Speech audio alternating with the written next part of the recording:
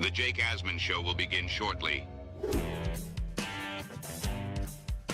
Thanks to all these great Patreon members who help support the show. Get your super chats ready. Jake will be here in just a moment. If you love the New York Jets, this is the place to be.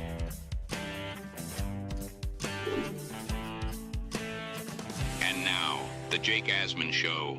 Todd McShay has been in the news for things he said about Dante Moore and the Jets, but he also has his first mock draft of the offseason out. We will break that down and discuss the options for the Jets. Matt O'Leary will join us. A lot of things are happening. Let's break it all down. It's the Jake Asman Show. Let's hit it and get it started. I let the organization down, and I let the players down, and that burns me. It really does. This season's on me, and we're going to work our ass off to get this shit exactly where it needs to be. A new chapter for the Jets has started. Aaron Glenn and Darren Muji are tasked with shaping the future of this franchise. Will they be the ones to finally get it right? We will be here for every step of the journey on the Jake Asman Show, breaking down all the storylines, every game, and everything in between. Please subscribe and hit the like button below. Super chats, baby. Cut the line. The Jake Asman Show starts right now. Here we go, Jet fans. Welcome in, everybody. Hit the like button. Make sure you are subscribed to the channel. We are brought to you by FanDuel Sportsbook. Join me and John Jastrzemski from SNY this Sunday at T-Squared Social. We're going to be watching the Bills and Jaguars game together. Playoff watch party. Grey Goose will be there giving out free drinks from 1 to 5. We have a halftime raffle. We're going to have a lot of things happening during this watch party. You don't have to watch the Jets. That's the best part. So we'll root for the Jaguars against the Bills and have some fun. It's a free event. You just got to RSVP, especially if you want your name entered in the raffle for all the signed items we're going to give away. So just click the link in the description and you will be all set. With that, let's say hello to our guy, Matt O'Leary, who joins us now in his weekly spot. Matt, the Jet season, thankfully, is finally over. How are we feeling? Yeah, feeling a lot better now that it's come to a close. We did our first mock draft Monday this week. We flipped the switch to off-season talk, and that's where we shine, baby. The off-season champs. I can't wait for the Fixing the Jets video that you do. That's my favorite. I am working on it as we speak. I don't know if today is going to be the day. I'm going to say probably Friday at this point. So tomorrow I'll be on the lookout for that. Can't wait. Now, let's get to some breaking news, not specifically Jets related, but it does impact the Jets. This broke seconds before I hit the go live button. The Dolphins have fired head coach Mike McDaniel. According to Adam Schefter, owner Stephen Ross met with McDaniel this week to discuss the season. After that meeting and reflection, Ross decided to move on. So McDaniel out, which means the Dolphins will have a new coach. The Jets never really could beat Mike McDaniel. We know they've never been able to beat Tua. My big fear, just based off this, is John Harbaugh going to the Miami Dolphins, because if that happens, the Jets will be in a division with Harbaugh, a division with Josh Allen and Sean McDermott, and Drake May and Mike Vrabel, and we still have Aaron Glenn. So your initial reaction to this and what Miami could potentially now do? Yeah, I think they are all in on Harbaugh. And when the initial report came out that he was fired, it was, reported that a team that already had a head coach reached out to him. And my thought was Miami. And it seems like that's the truth here with that being the case. We don't know who their quarterback's going to be.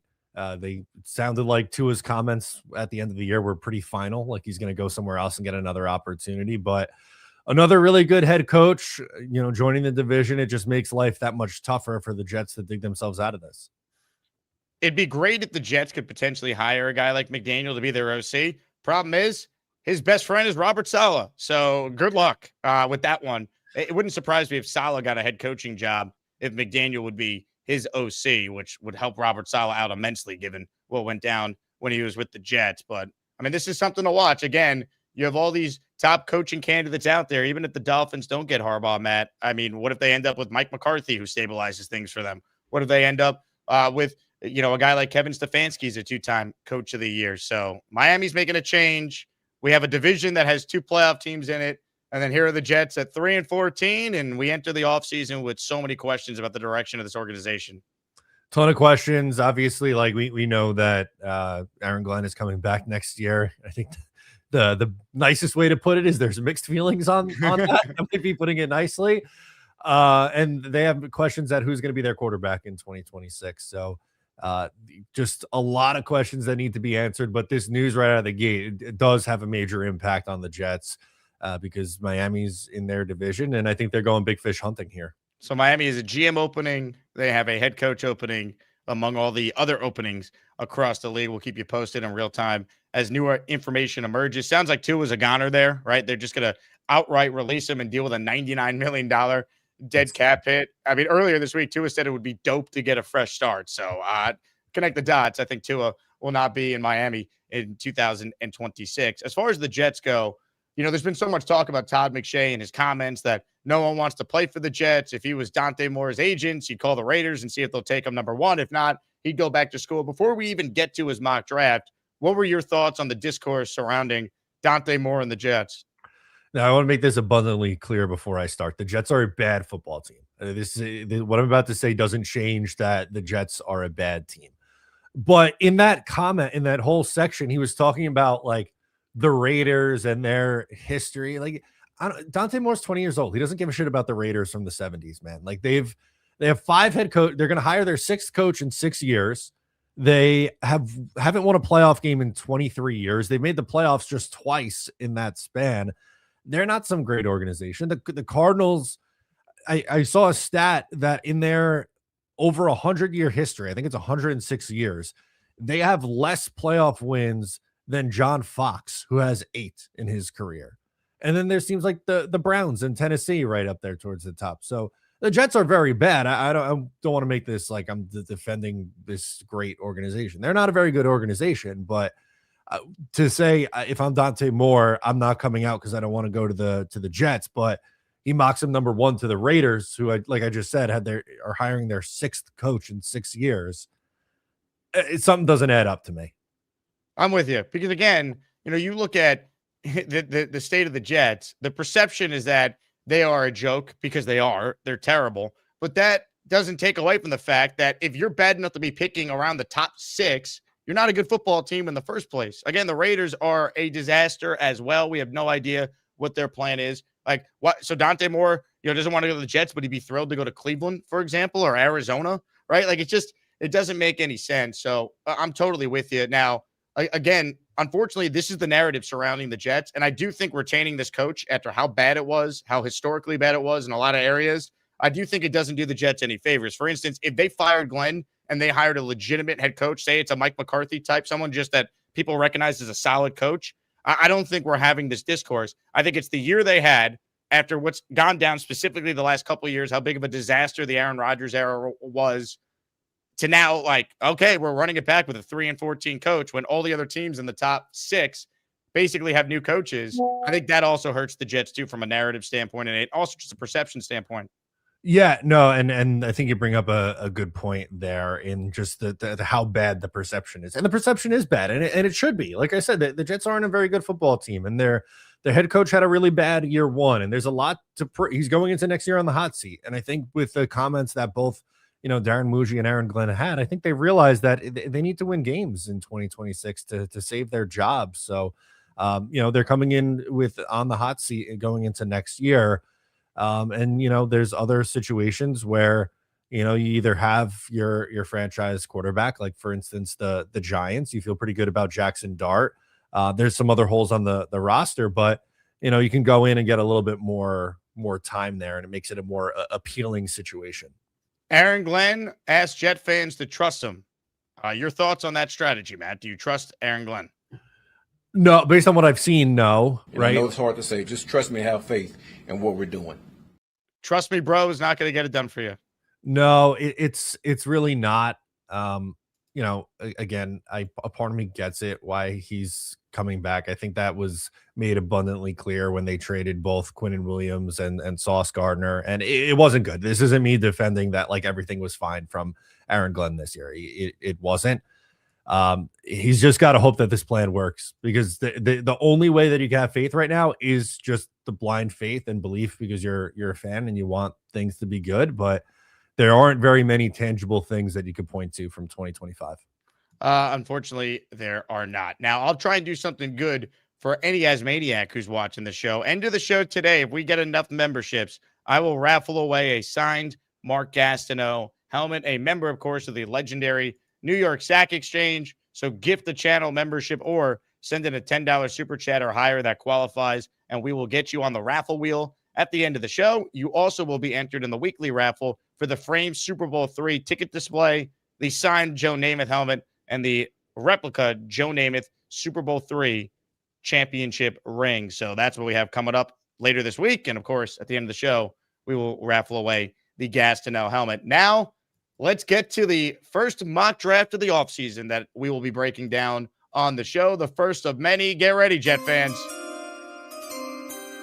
It is that time again. So this is from Todd McShay. We will start right at the top because the Jets, of course, have the number 2 pick. So we need to know who's going number 1. Well, with the first pick in the Todd McShay mock draft, the Las Vegas Raiders select Dante Moore. The reasoning from McShay is, quote, "It seems obvious the Raiders are going QB here. The only question is whether it will be Fernando Mendoza or Dante Moore. If the Raiders brass is looking for the most NFL-ready guy who could help win games right now, it will be Mendoza. But if Tom Brady and people in that organization have patience, the correct infrastructure in place, and play the long game, I think Moore has the greater upside as an NFL QB." I thought it was important in Mock 1.0 to note that if Moore is part of this class, which we likely won't know until after the national championship, there's going to be legit competition between these two guys for the number 1 pick. Expect Mendoza versus Moore to be a great debate of draft season. So Dante Moore, after all this discourse about him avoiding the Jets, McShay mocks him number 1 to the Raiders here in his first mock. What's your reaction, Matt? Yeah, I don't think he's going to be the only one who likes Dante Moore. Now, if you were asking me today, I think it's much more likely that Fernando Mendoza is the number 1 quarterback in this class, but it's not a 99% chance. I think it's lower than that because people see Dante Moore and they'll fall in love with the traits and think that he has a higher ceiling. And the knock against Fernando Mendoza is that he doesn't have as high as a ceiling, but I think he provides you a higher floor. I like Mendoza better. So to me, I think this is the perfect scenario for the Jets here. Comments, questions, super chats. How are we feeling? Moore, the pick at number 1, which means the Jets are officially on the clock. Matt, Fernando Mendoza is there. Before I tell you what McShay has the Jets doing, are you running in the card for Mendoza? Yeah, that'd be one of those where it's like 2 seconds into the Jets being on the clock that the pick is in graphic pops up. Wasting no time. Yeah, wasting no time. Fernando Mendoza, run it up. Ladies and gentlemen, the pick is in. The New York Jets select Indiana quarterback Fernando Mendoza. McShay writes, "I love that Mendoza knows exactly who he is. He's also tough and has the ability to shake off mistakes and deliver in clutch moments, 2 traits that are critical for success at QB, no matter what team drafts you. But those intangibles are even more important when you're selected by the Jets, who have a track record of failed quarterback draft picks from Mark Sanchez to Sam Darnold and Zach Wilson. Mendoza is older, more mature, and has started more games than each of those guys did coming out of college. Darnold is more naturally talented, but Mendoza is better equipped to overcome the challenges of being a rookie starting quarterback in New York." I love the analysis here from McShay because that's why I am in favor of Mendoza over Moore. I like both, and I think the Jets should draft either one that's there for them. But again, I truly believe it takes a special personality to handle being the Jet QB, and Mendoza feels unflappable. I love that he's just a football nerd. I love that he could draw on his experience at helping turn around a doormat program that Indiana was. The guy's a winner. He's clutch. He's got the size. He's got the starts. If they end up with Fernando Mendoza, I would be all in. I just pray that this coaching staff wouldn't wreck him in his first year before maybe better coaching would hopefully save him in 2027. Yeah, I think what makes Fernando Mendoza so much more appealing for the Jets is the number of starts that he has in college versus Dante Moore. Like, if Dante Moore's the pick, I really think he needs to sit. And I think if, the Jets, let's just say for argument's sake, they bring in a Marcus Mariota or someone to that effect, and he's starting, they draft Dante Moore, but they start out 0-4. I think they're going to be, pretty nervous or, that they're going to lose their job and want to go to the rookie quarterback too early to save him, where Mendoza's more equipped to come in and play. So if, Aaron Glenn and Darren Muji, they start slow next year, they pull the ripcord and say, like, please save us, rookie quarterback. I think Mendoza, is more likely to do that for the Jets. Yep. I just think there's something about his personality that to me fits what they've been missing. Like you need, I think, the personality of like Baker Mayfield, that chip on your shoulder, or even I think Jackson Dart has some of that with the Giants to succeed in New York. Or I think you need the Mendoza, Kirk Cousins, Chad Pennington, more of like the nerdy, happy-go-lucky kind of guy. I think that plays. I think that works, and I think teammates will gravitate to that because his teammates at Indiana love the guy. I just think that he's the safer pick because of the amount of starts he's made. Again, you look at the success of one-year starters in the league. I know Moore started a couple games at UCLA. Those are typically outliers. I think Moore would need to sit. Mendoza's a guy that's played a lot more, and I think that should help him. Yeah, no, I'm totally with you on that. It's a big reason why I like Fernando Mendoza. And, I get it. He comes across to some as maybe a little cringe or, with his post-game interviews and all that. But he seems to really just care about two things, football and Jesus. And that might just be what the Jets need, right? Like someone with some of those outside distractions who care about other things, and just let this kid come in and figure it out and nerd out about football. Football and Jesus. Love that. Comments, questions, super chats. They cut the line. Shout out to Christopher, says my two favorite Jet YouTubers, JETS, Jets. Thank you, Christopher. You're also the first to enter today's raffle for a signed Mark Gastineau helmet at the end of the show. That is what we're going to raffle away. So make sure you enter. There's a photo of it that will be sent out. Thank you, Christopher. Fighter Jet with a super chat writes in, why are we the media's punching bag every year? Teams like the Browns are far worse with quarterback bust. Yet McShay and Stephen A say don't play for the Jets. WTF. It's, again, the perception of the Jets. It's the fact that there's a lot of former Jets that are in media, so the Jets get a disproportionate amount of coverage on some of these shows than they probably should, given how bad they are. I think it's the New York media market. It's the Jets are just an easy target. It's the same thing with the Mets, same thing with the Knicks. There's that LOL with those teams always. That's just kind of how it goes till you win. Like, no one's doing LOL Knicks right now because they're winning. Like, that's the key. They got to win. And again, all these teams we're discussing, they're going to have new coaches. The Jets are retaining a coach who looked inept for most of the year, if not all of it, if we're being fair.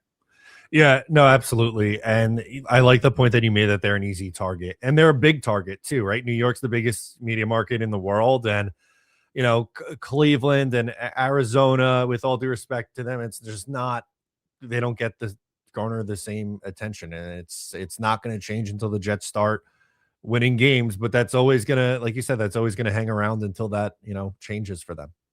It's unfortunate. It's kind of where we're at. Let's see. We got some more super chats here. Lou B checks in. A few reports Manning can enter the draft. Brady Manning influence, ? Could sit and develop. Only person who understands the Manning's level is Brady. Thoughts? I have not heard anything that I deem to be credible about Arch declaring for the draft. Now, if he wants to be the number one pick, I do think if he declared, he probably would, based on how well he finished the year and the hype and expectations around him. But Lou, me personally, I don't think he's going to declare. Should he declare, that obviously changes a lot for the Jets. It would essentially guarantee them Fernando Mendoza if we assume Arch goes number one. I think he would go number one just because of all the hype. And I know it didn't start great for him this year at Texas, but I thought he finished the season really strong. I don't know. I'd be really surprised if he came out, but that changes. You're right. It changes a ton for the Jets and would essentially guarantee Fernando Mendoza for them. Spencer Green says, in retrospect, you hire a Mendoza or Zach Wilson when he came out. I don't know just yet. I want to kind of wait a little more to fully formulate my opinion, have more draft experts on, do more film reviews with guys like Blewett and Robbie and Dylan and all that. Again, I was more optimistic about Zach because I had way more belief at the time in the Jets coaching staff and what they were building. I had very little faith in the current setup for this coaching staff, especially if they retain the OC and the QB coach, and obviously the head coach is coming back. So that's where it all starts. So I think Mendoza is maybe the safer prospect than Zach, because Zach, his one great year was during a COVID year against a weak schedule. Mendoza beat Alabama. He went out there and beat Ohio State. He won the Heisman. He's playing in a much more difficult conference overall. So I think Mendoza is the better prospect or the safer prospect, but both will struggle as rookies if the coaching is not improved. Yeah, and just to be totally honest, in that draft, I liked both Zach Wilson and Justin Fields a good amount, and unfortunately, neither one of those guys ended up being good NFL quarterbacks. I thought with Zach that he would be a really good fit for a Mike LaFleur West Coast style offense. I think that's why the 49ers were so interested in him. The 49ers wanted to trade up for Zach Wilson, and LaFleur obviously coming from the 49ers. So I really liked the fit for the Jets. Obviously, it didn't work out, but they're two very different style of players. And, after missing on Zach Wilson and things not working out with Sam Darnold, the last two big swings at quarterback the Jets have taken in the draft, I think we're both high variance, high ceiling kind of prospects. And I kind of like going a different direction, going, all right, we're going to take the guy who just has the high floor and, it has the prototypical size, the clutch drives that he's had this year and the right attitude. And, he's probably a little bit more boring of a prospect in comparison to Wilson and Darnold, but boring isn't always bad.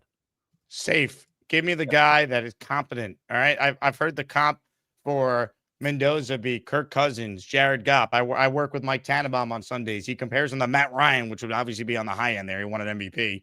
But again, just give me someone that could be a competent quarterback that if you have the right infrastructure around them, you can win games. We can't be thinking about winning the Super Bowl right away. It's build the team, have competency at the most important position in sports, and figure it out from there.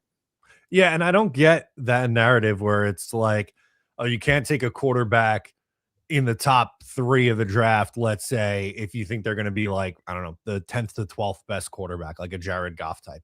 I totally disagree with that. I think that should be the goal for any quarterback. If you get to the extremes of the Josh Allen and the Lamar Jacksons and Patrick Mahomes, that's so rare. And I think you're setting yourself up to fail if that's what you're chasing. You should be chasing competent starting quarterback play and good starting quarterback play. And to me, someone who's in that 8 to 12 range every year, that's a damn good quarterback that you can win with. Well said. 100%. Let's see. Christopher writes, "Can you promise Gastineau won't confront me like he did Favre if I win?" I think I could make that promise, Christopher, but no guarantees. Appreciate your super chat. Credible commenters in the raffle for 2. McShay should write a story about how much Joe Douglas sucks. Yeah, I mean, again, they're best friends, so there's an inherent bias. But if McShay didn't say what he did, someone else was going to say it. Like that we went through this in 2021 with Trevor Lawrence. Remember, Jeremy Schnapp did like the whole E60 piece on how bad teams shouldn't get rewarded, and he used the Jets as the example because they were about to get Lawrence, and then no one said Jack Bleep when the Jaguars ended up with the number 1 pick. Funny how that works because no one cares about the Jaguars. But this is the narrative, fair or unfair, because of how inept the Jets have been. That's what the Jets have to change. And the only way that changes is by winning and proving you're not inept. Yeah, I think you nailed it with that the winning cures all, but it is just annoying, though, that the last 2 times that this has become like a really big story, it was the Jets in 2021 and then the Jets again now. And, Lawrence goes to Jacksonville and, that's not an ideal landing spot in most cases for a quarterback. It's working out now. Liam Cohen's been really good and they're winning and, everything's fine. But the Raiders at number 1 this year, like if Dante Moore ends up going there, they didn't say anything about the Raiders. In fact, they were praising their history from the 50 freaking years ago. Like that matters somehow in 2026, but it's just going to be the way it is until they win.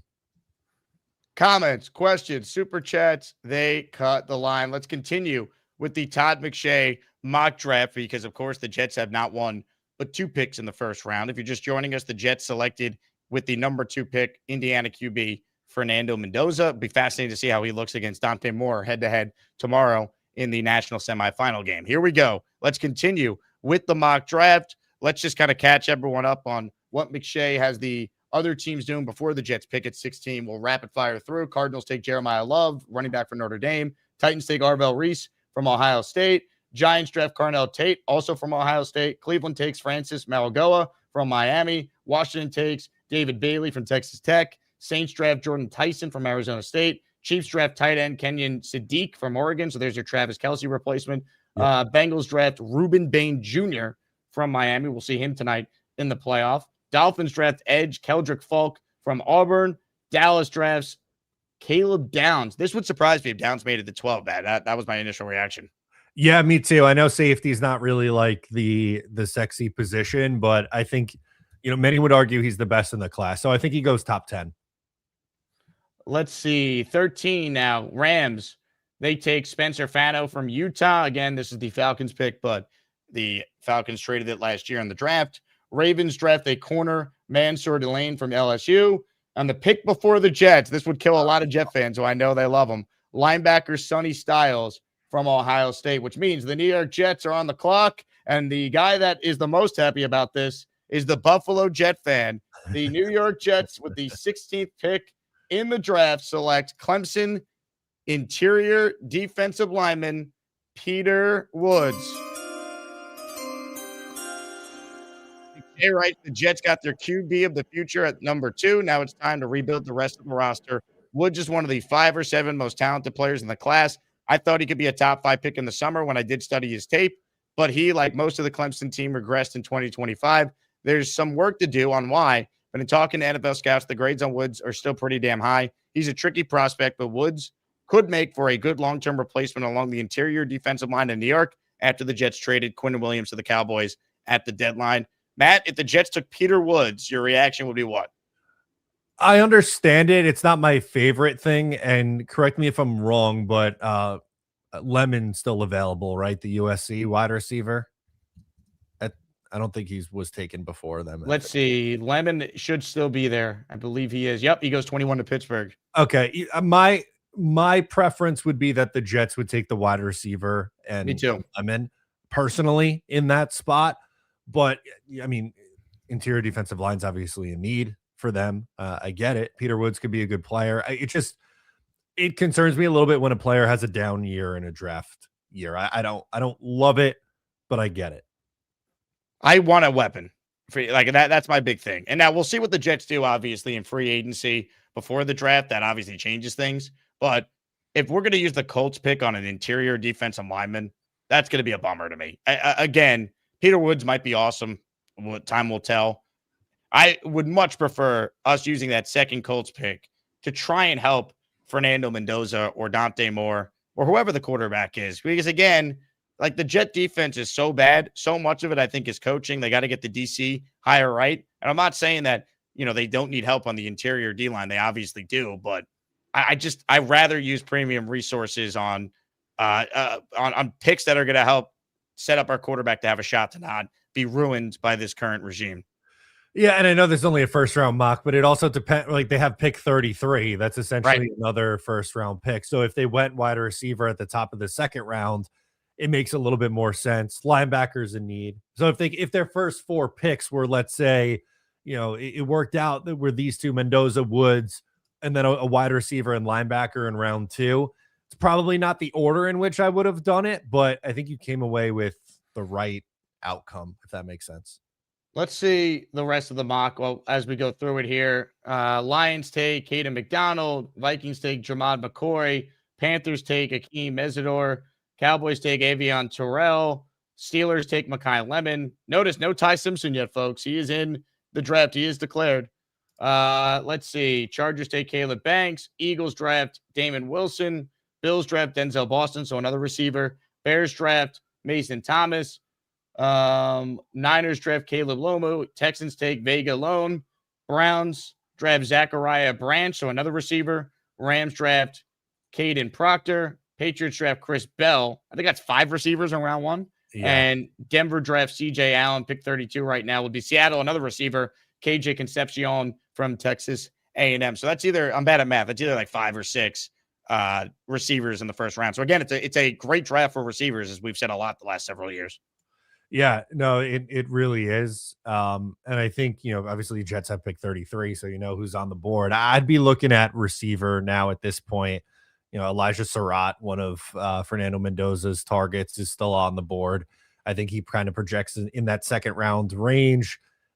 Why not pair him up with a receiver that he was very comfortable with in college? That would be my approach at this point. Jet fans, as maniacs, your thoughts on Todd McShay's mock draft. We're presented by FanDuel Sportsbook.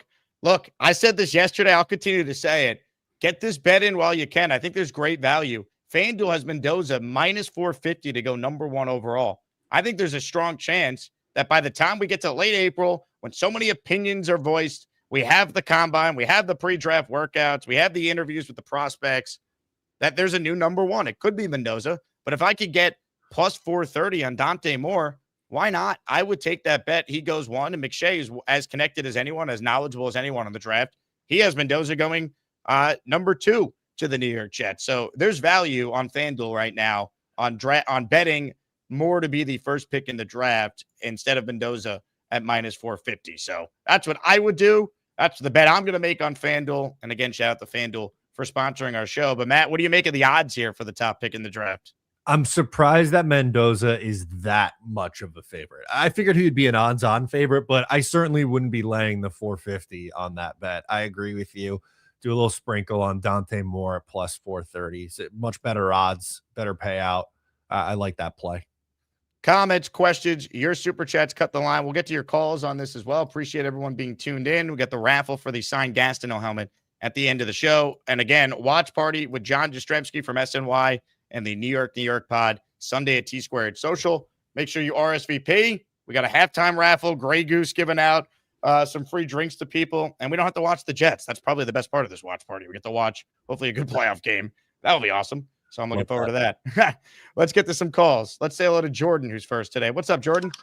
What's up, Jake? What's up, Matt? How y'all doing? Good. Good. Hey, Jake, I know I'm late on this, and I forgot to tell you the last few times that I called, but I listened to your 2 radio calls, one with Connor Rogers and the one before that. Excellent job, dude. You do a great job. Thanks, bro. I appreciate that. Yeah, no doubt. And Matt, you do a good job on your videos too. I watch your videos as well. I like your takes a lot too. Thank you, man.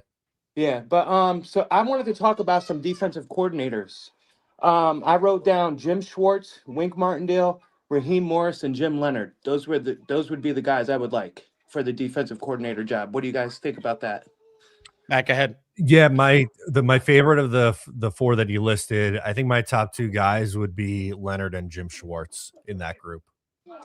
I do like Jim Leonard a lot, and I think he would be an excellent fit here. And I like how he's still young and up and coming still, but I just don't think he would come here because I think if what's the guy who's the defensive coordinator right now?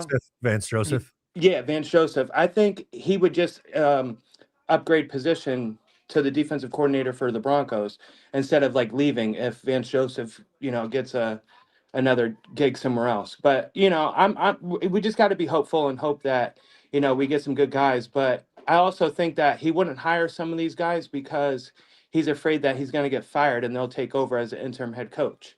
That was a point that that Ian from Jet Central made with Tyson, saying like some of these guys he won't hire and that he might hire another first-time guy because he's afraid that he's going to lose his job and they're going to take over for him.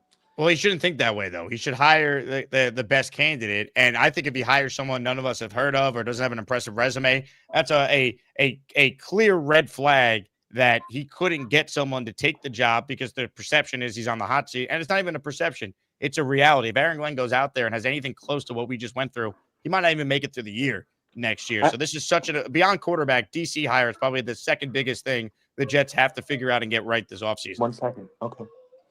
Yeah, I totally agree with that.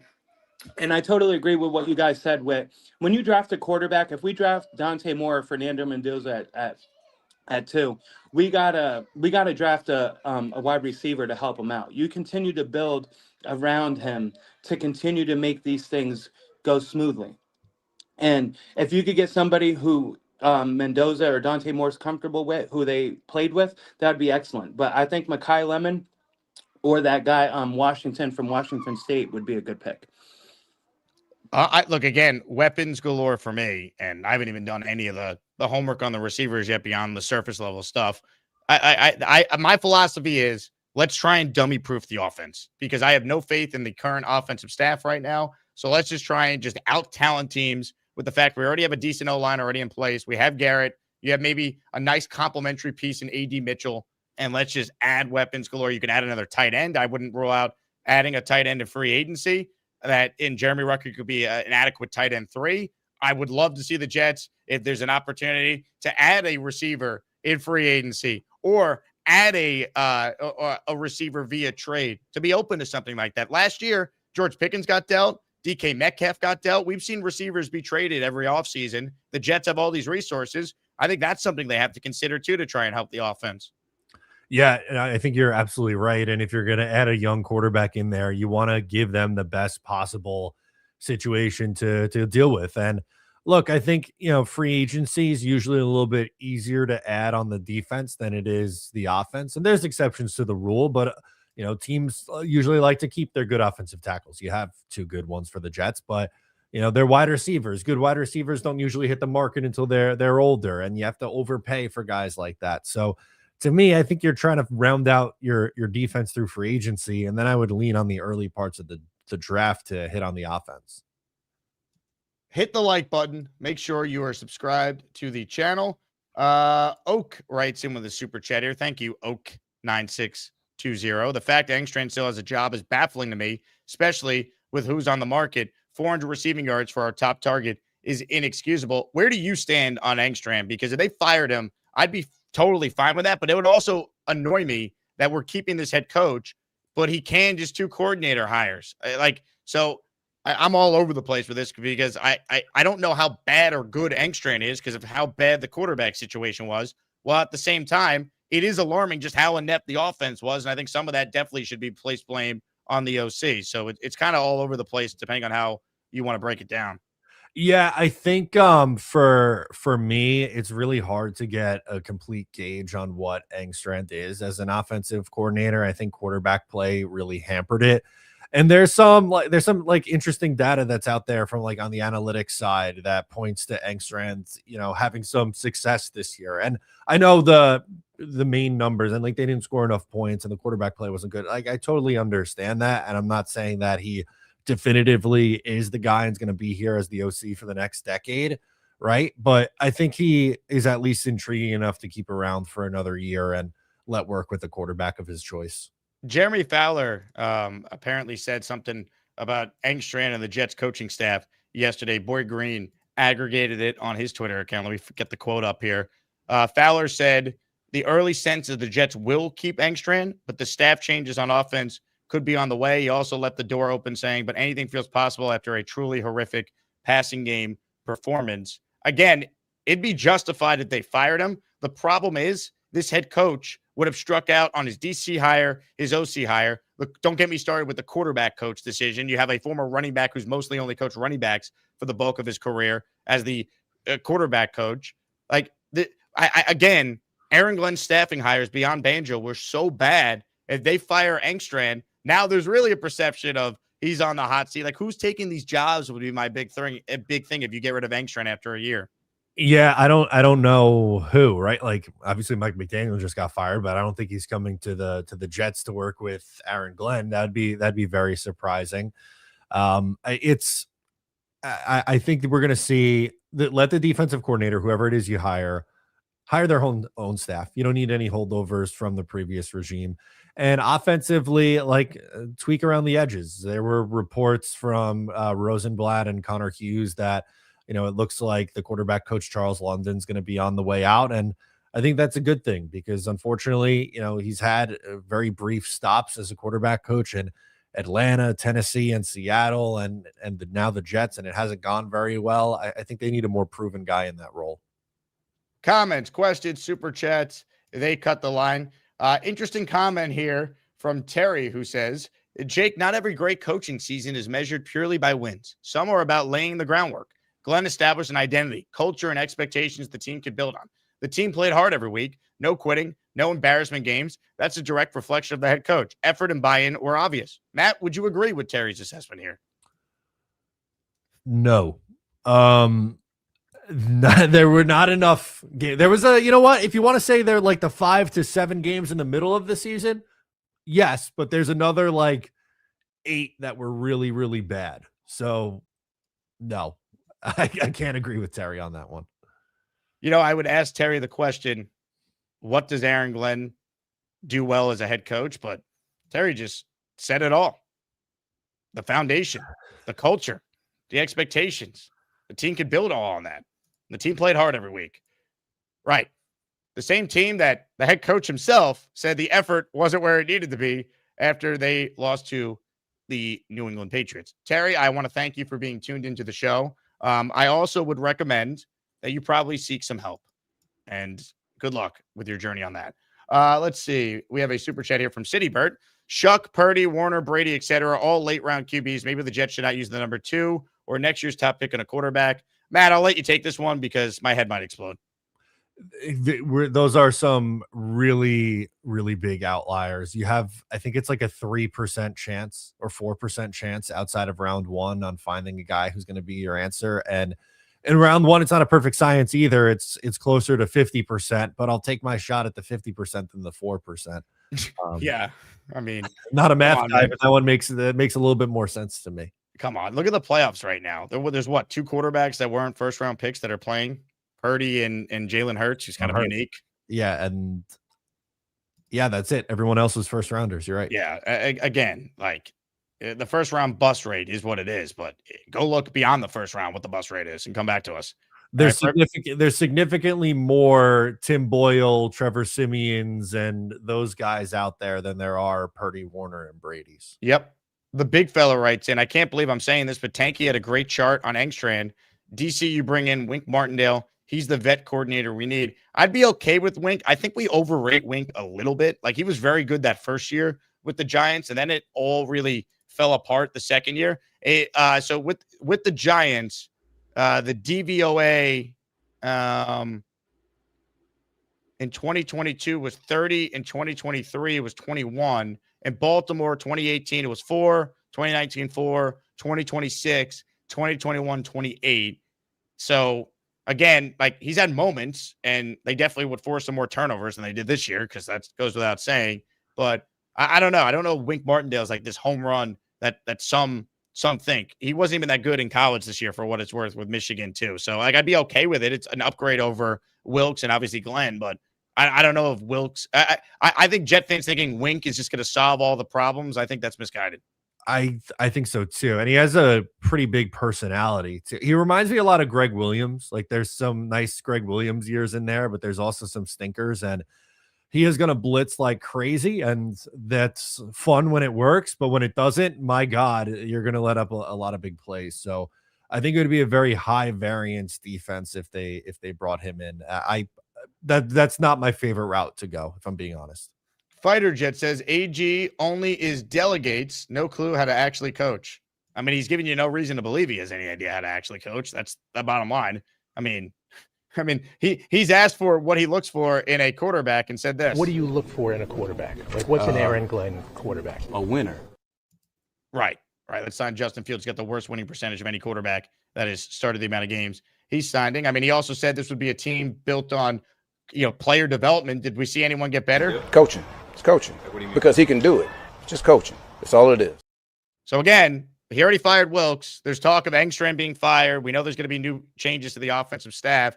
He's got to get these hires right, or he has no chance, because we know he's not calling the plays. And when he did call the plays in Detroit, again, we could show the stats every show. By now, people have seen it. The defenses, for the most part, were very mediocre in Detroit, and they were certainly benefited by having an elite offense for all the years the Lions were good when Glenn and Ben Johnson were there together. Yeah, and I think the reason why the Jets hired him, for right or wrong, I don't think they viewed him as some like defensive mastermind. Like Robert Saleh had the elite defense and was a good schemer. I think they viewed Aaron Glenn as a culture guy and leader. And unfortunately, that has blown up in their face in year 1. He hasn't been able to do enough to completely change it. Will that change enough in year 2? To be determined, but there's a lot of work to do on that. No doubt about that. Hit the like button. We're talking with the great Matt O'Leary in his weekly spot on the show. Let's get to a couple calls, and then we'll let Matt go on his merry way. Let's say hello to James, who's first today. James, what's going on? What's going on, guys? How you doing? What's up, James? Couple things, boys. So as far as Fernando Mendoza, I'm a big fan. I think that the whole corny. I don't think it's corny, because that's really him. That's who he is. And anybody that does anything in life, you want to deal with someone that's legitimate and authentic. I don't care if they're corny. I don't care if whatever it is, I want you to be 100% who you are. And I think that would definitely play well in New York. I think obviously his floor is higher than maybe Dante Moore, but I'm a fan of Mendoza. I would like him. My big question for you, Jake, I got a question for you, my man. So I know you're not an Aaron Glenn guy, right? You're not. Am I correct in that? Are you just watching the show for the first time? No, I want to hear you reiterate it that you're not an Aaron Glenn guy. Yeah, I think he was. I think he was a horrific head coach in year one. Correct. Okay, so my question to you is after the Sauce and the Quinnen deals, right? Mm-hmm. What was your expectation as far as defense goes? What were you looking for? Because we really didn't have much talent on the field, right? I mean, we brought in Juwan Briggs. Nice. I think he's going to be a nice little piece in the future. Harrison Phillips was playing injured a lot of the year. JJ, yeah. I think he took a little bit of a step back. Will McDonald flashed 8 sacks in like 3-4 games, whatever that was. James. Will McDonald had a terrible season. Whoa. I'm not arguing that. He only had about 3 or 4 good games. I agree with you on that aspect. After the coach said that coaching was going to unlock him and take him to another level. True, but when you're losing, Quinnen was not Quinnen. Look at what he's right. So bad coaching. That's why. Exactly. You're making my point. I don't know if I am making your point though, Jake. Because why did he fire Steve Wilkes though, James? Why? But if it's just a talent issue, why did he fire the DC before the final 3 games of the year? Because obviously his message was not resonating. And when has Steve Wilkes ever been in the franchise longer than 2 years? So you're making my argument for me. That was a disaster hire that falls on the head coach who doesn't call the plays on defense. Okay. I'm not arguing that point. I also expected the Jet defense to have an interception at some point this year and not be the first team since 1933 when the stat started to be, when the stat was invented to keep track of, or they started keeping track of it to not have one. I also think I expected the Jets to not have the worst point differential ever in the month of December in NFL history. I don't think that's unreasonable. Do you? No, I don't. But Jake, who's playing in December right now? Who was playing in December? Really? Like, what coach would have done? What coach would have done? 11 starters. 6 of their 11 starters at the beginning of the year. That's who was playing. 6 of their 11 starters. So 5 starters were gone, right? Not playing. Again, did Quincy Williams just forget how to play football 2 years removed from being an all-pro, or was it bad coaching? Jamie Sherwood last year was team MVP. They chose to pay him. They thought he was their guy. Did he just forget how to be a good player after he had a really good season a year ago? But maybe they thought he was going to fit their scheme, and he's not the linebacker. They want a bigger linebacker. Robert Saleh. I'm sorry? But why did they sign him, James? Well, that's a great point, and I don't have a rebuttal for that one. I don't, to be honest with you. But you can't say that in 1 year in the defense with a defensive coordinator that they fired, that they can't fix it. We cannot just say Aaron Glenn is a bust yet. We can't. Well, I think we can actually. You could disagree with that, but I could give you some numbers that will tell me that Aaron Glenn, it's highly unlikely he'll ever be a good coach. You ready for this, James? Yeah. So over the last 25 years, so this is from 2001 to 2025, right? So we're talking about 25 seasons.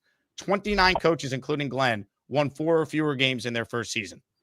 Only 2 of the 28, the previous 28, ever went on to win a playoff game in their careers. One of them is Zach Taylor, who has Joe Burrow.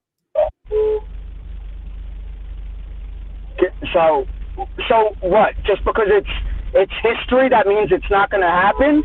Well, I'll give you data, and I'll give you my opinion, and questioning all their mistakes, all the bad hires, the on-field coaching. Aaron Glenn did not know, for example, how long the game-winning field goal was in a game in London. He also showed no ability to properly evaluate a quarterback or have a feel for the position. His coaching staff hires, minus Banjo, are an outright disaster. Let's also talk about the fact that he has not done anything to improve the culture. He has not done anything to truly go out there and paint the Jets. What do you mean by changing the culture, though? What do we mean by that? Have we had anybody come out and blast people in the media? What do you mean by culture? And you know what? A big thing in the beginning of the year was there's too many penalties. Right. All of a sudden, the penalties went down, and No, they got no didn't. credit for that. James, they went down slightly. They went from 31 to 23. But Jake, we're playing with. I mean, look at What this. does that have to do with penalties? Jordan Clark picking up a taunting penalty. They're not good enough because Jake, if you got cornerbacks that are getting burnt by receivers, they're going to hold. They're just not good enough. And James, penalties is not in the grand scheme of things ultimately a stat that truly matters in deciding games. If you look at the top 10 teams in penalties this year, 6 of them are in the playoffs. And what about no interceptions? That's on bad scheme. That's on bad scheme. That's also on not having playmakers. Brandon Stevens is not a playmaker. They signed him. Andre Sisco is not a playmaker. They signed him. Jake, luck has nothing to do with football. James, there's some luck, but do you know the other teams in the league all had at least 7 interceptions? So this is a historic level of ineptitude. So explain that. There's some luck involved, but again, 0 interceptions, only 3 defensive takeaways all year. Okay, so Sauce Gardner gone, could never get his hands on the ball anyway. A.Z. Thomas, when did he go out? What week was that? 12? 13? Again, how's that relevant, though? They didn't have an interception go through everyone on the team. There was no talent on the field, Jake. So you think the Jets becoming the first team to ever not have a pick is just talent? The Jets were the least talented team ever put together. Is that what you're saying, James? I think there's multiple. It's not just black and white. There's a gray area to it. It's not just black and white. They don't have an interception all year. That ultimately falls on coaching. Is Aaron Glenn on the field, Jake? He is supposed to be putting his players in position to have success, James. So you mean to tell me there were no players in position to make an interception all year? Is that what you're telling me? James, I'm telling you, there were some obvious drops, but for the most part, how often were guys just wide open? They were awful. They were awful. I am not arguing that fact, but what I'm saying is, your point. You think Aaron Glenn's a good head coach? Is that what you're trying to argue here, James? You think this team's going to be good with him? Is that your point? Jake, I think it's too early to make a blanket statement like that. What does your gut tell you? Is Aaron Glenn going to be a good head coach? Yes or no? If we can find the right quarterback, yes, I believe he can. Okay. Well, I respect your opinion, but I vehemently disagree. So thanks for the time. I mean, again, there's much better head coaches that are out there right now that the Jets could get and actually have a chance. Instead, we're running it back with a guy who was historically awful, whose biggest hires and decisions were a disaster in year 1. So I hope I'm wrong. I want so much egg on my face. I'll choke from the amount of egg on my face. And Aaron Glenn is a great coach, but I'm not going to sit here and pretend like it was just a talent issue why they broke records of ineptitude the entire year. Again, it was embarrassing what we went through this year. No, it was really bad. And I think, you have an argument for the last 5 games of the year, right, where they clearly turned things in and, there was guys we haven't heard of playing, but there was issues on defense even going back to when they had everyone in before those trades. So, look, if someone's on the side, and I think I mostly land on this side, that Aaron Glenn's going to get another year and I don't know if deserves the right word, but coming to the realization that he was going to get another year after those trades, fine. But I think we have to realize that there's a lot to prove, and he has his back against the wall immediately going into next year. That he certainly does. Let's get some more calls right here. Let's say hello to this man. Purple belt Mike, he loves the dark night. He's got a green pool and he jumps right in. Maybe someday he'll get a brown belt, but for now he's just that purple belt Mike. Purple belt Mike, it might be purple, but he can still kick your dirty ass. One point I want to make to Jason is Q is a defensive tackle, goes to the Cowboys and has an interception in the same game because he schemed in the right position, point blank, to fuddle your argument. Well, also, he just was dominant right away because Quinnen wasn't being coached to his strengths. So, I mean, he immediately goes to the Cowboys and was the best player on the field for several of their games. So, and like his argument was, oh, they look at Wilkes. He's been fired from everywhere he's been. Right? You're making my argument for me that this head coach was so inherently wrong with his biggest staffing hires. He should not get the chance to do it again when it looks this bad and you win 3 games and you're only on a list with Gase and Kotite as Jet coaches that lost 14 games or more in a single season. And I'm going to say it every single time. AG's season was way, way worse than Gerard Mayo. and Gerard Mayo had a worse roster to work with last year than the Jets did this year Correct. with their team. So, Correct. I mean, giving up a minus 503 point differential, one of the worst point differentials in NFL history. What are we talking about? 0-7, first time that this franchise, which is abomination, ever started that. Come on. They broke a So- record they came in second all time behind only the 09 Rams for the worst point differential against division opponents in a single year. 0-6 and lost by an average of 20.3 points per game.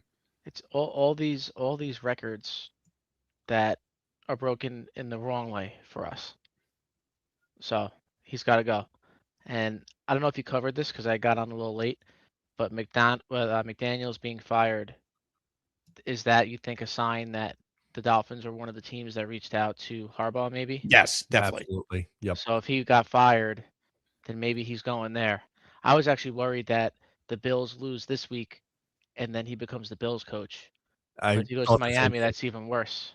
I think no matter what, even if he goes to the Giants, wherever he goes, we're gonna be fucked. At least the Giants don't play in the conference. Not in the same division or conference, exactly. Yeah, I don't know. Oh, I wish we could just get a new coach, man. He's not the guy.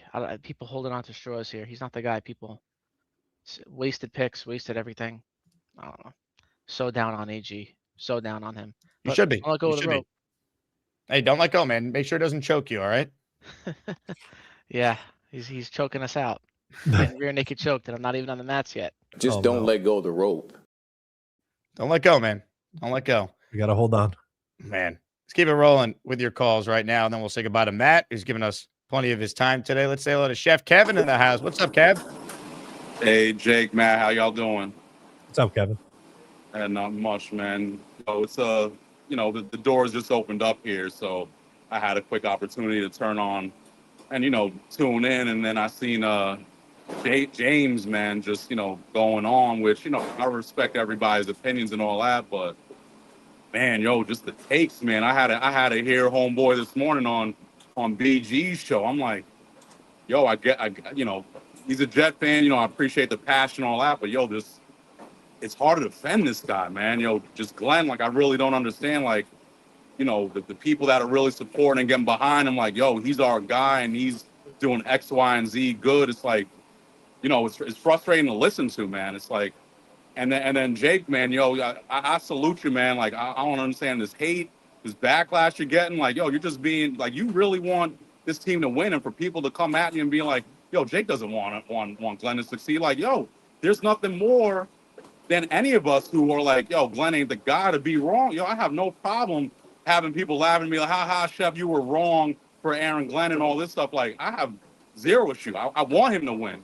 And if he does win, guess what? I'm gonna pay more. I've been to five home games this season. I'm gonna pay more to come. If we're improving, more people will be in the stadium.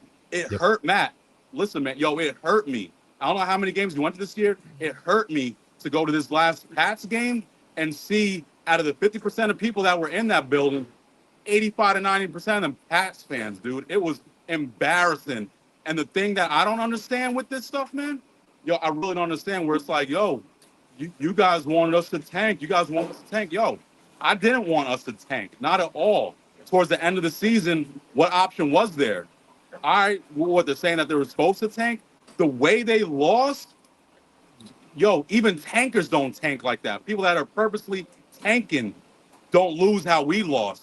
Historically, man, with these last 5 games, man, I've never seen football being played like this. Not at all. And just look at the names on the field. I don't know any of these guys' names. That's on the staff. That's on AG and Mooj bringing these people in, man. Brady Cook.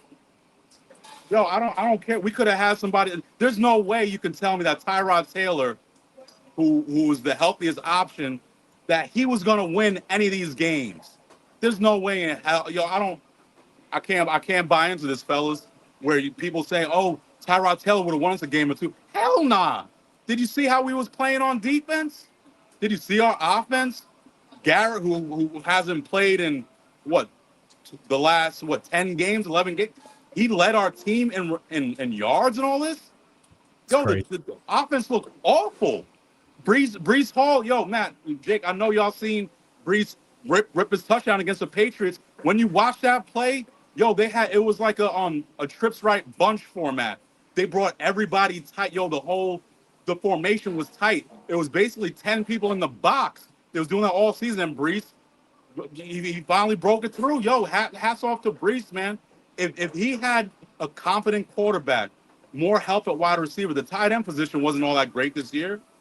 He could have got a lot more yards. He could have got 1,500 yards to make people feel a little bit more at ease. But guess what? With a better offensive play calling, better weapons, better quarterback play, yo, he's our game breaker that we need, man. And am I lying to y'all? I would keep him. Again, we could debate. Good call, Chef Kev. We could debate where Brees ranks among running backs, but I wouldn't create another hole. I would keep him. And if it's a franchise tag for a year or a shorter term extension, I'd rather just keep him. He's a good player. I don't know if he wants to be here, so you might have to just use the tag and then figure it out. But they have so many other holes to figure out. I'd rather just keep Brees, who I know is a good player. Yeah, I'm with you on that. I agree. And they have so much money too, right? Like it's not like they're strapped for cash here in the offseason. So I would try to sign him to a long-term deal. If not, then you use the franchise or transition tag and you have him under contract because you can't just lose him for nothing and then have to replace that. Matt, you're the man. Appreciate you joining as always.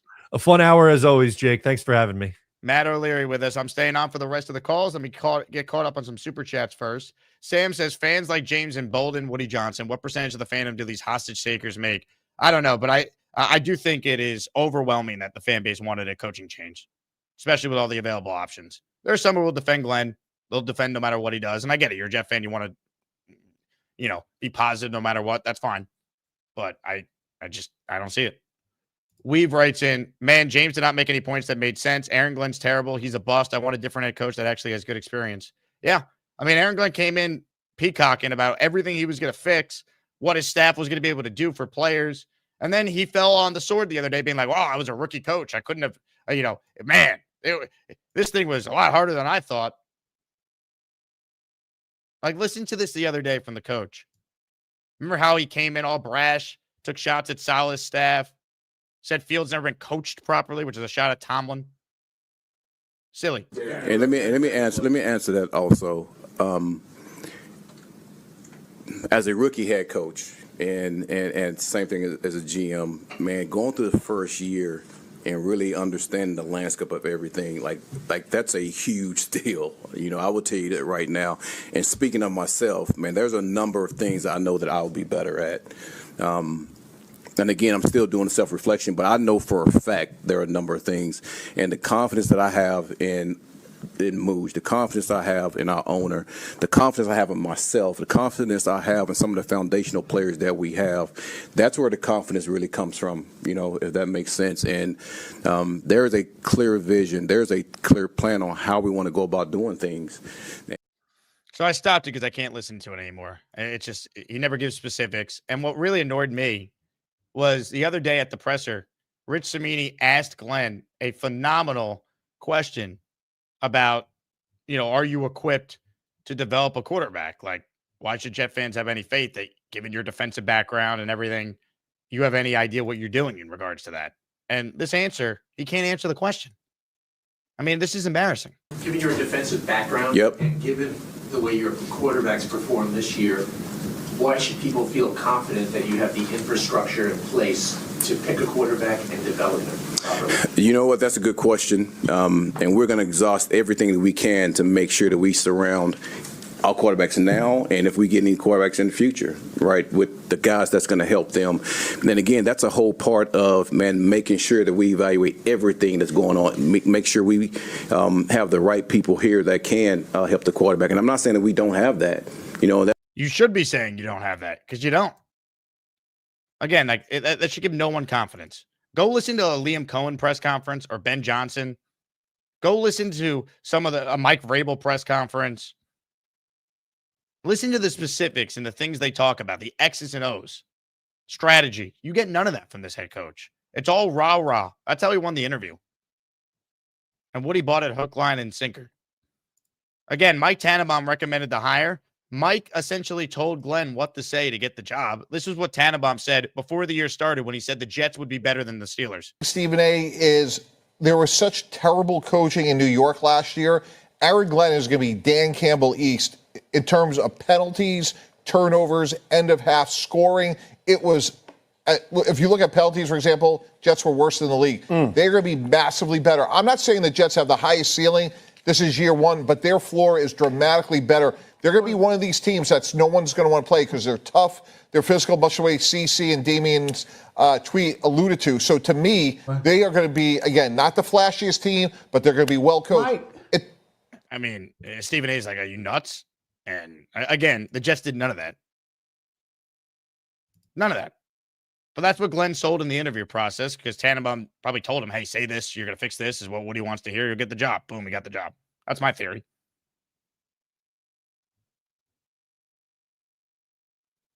City Burt writes in, JD, who drafted all these good players on the Eagles now, what confidence do you have in our upcoming drafts? Look, I think the first draft was okay, right? Membu's a very good pick. I don't want to crown him yet because we loved Becton after his rookie year too. So I want to learn from overhyping and overrating our own players. But I like Membu a lot. I really do. Mason Taylor, I mean, I think he's a good player. He will be. He's not a star by any means yet. They obviously need to get better quarterback play to truly get an evaluation of him, and that position does take time. Not everyone's Brock Bowers or Warren right away, or Loveland. That doesn't happen. A.Z. Thomas looked okay. He looked pretty good at times when he played, but he's a question mark. We don't know. Malachi Moore was okay.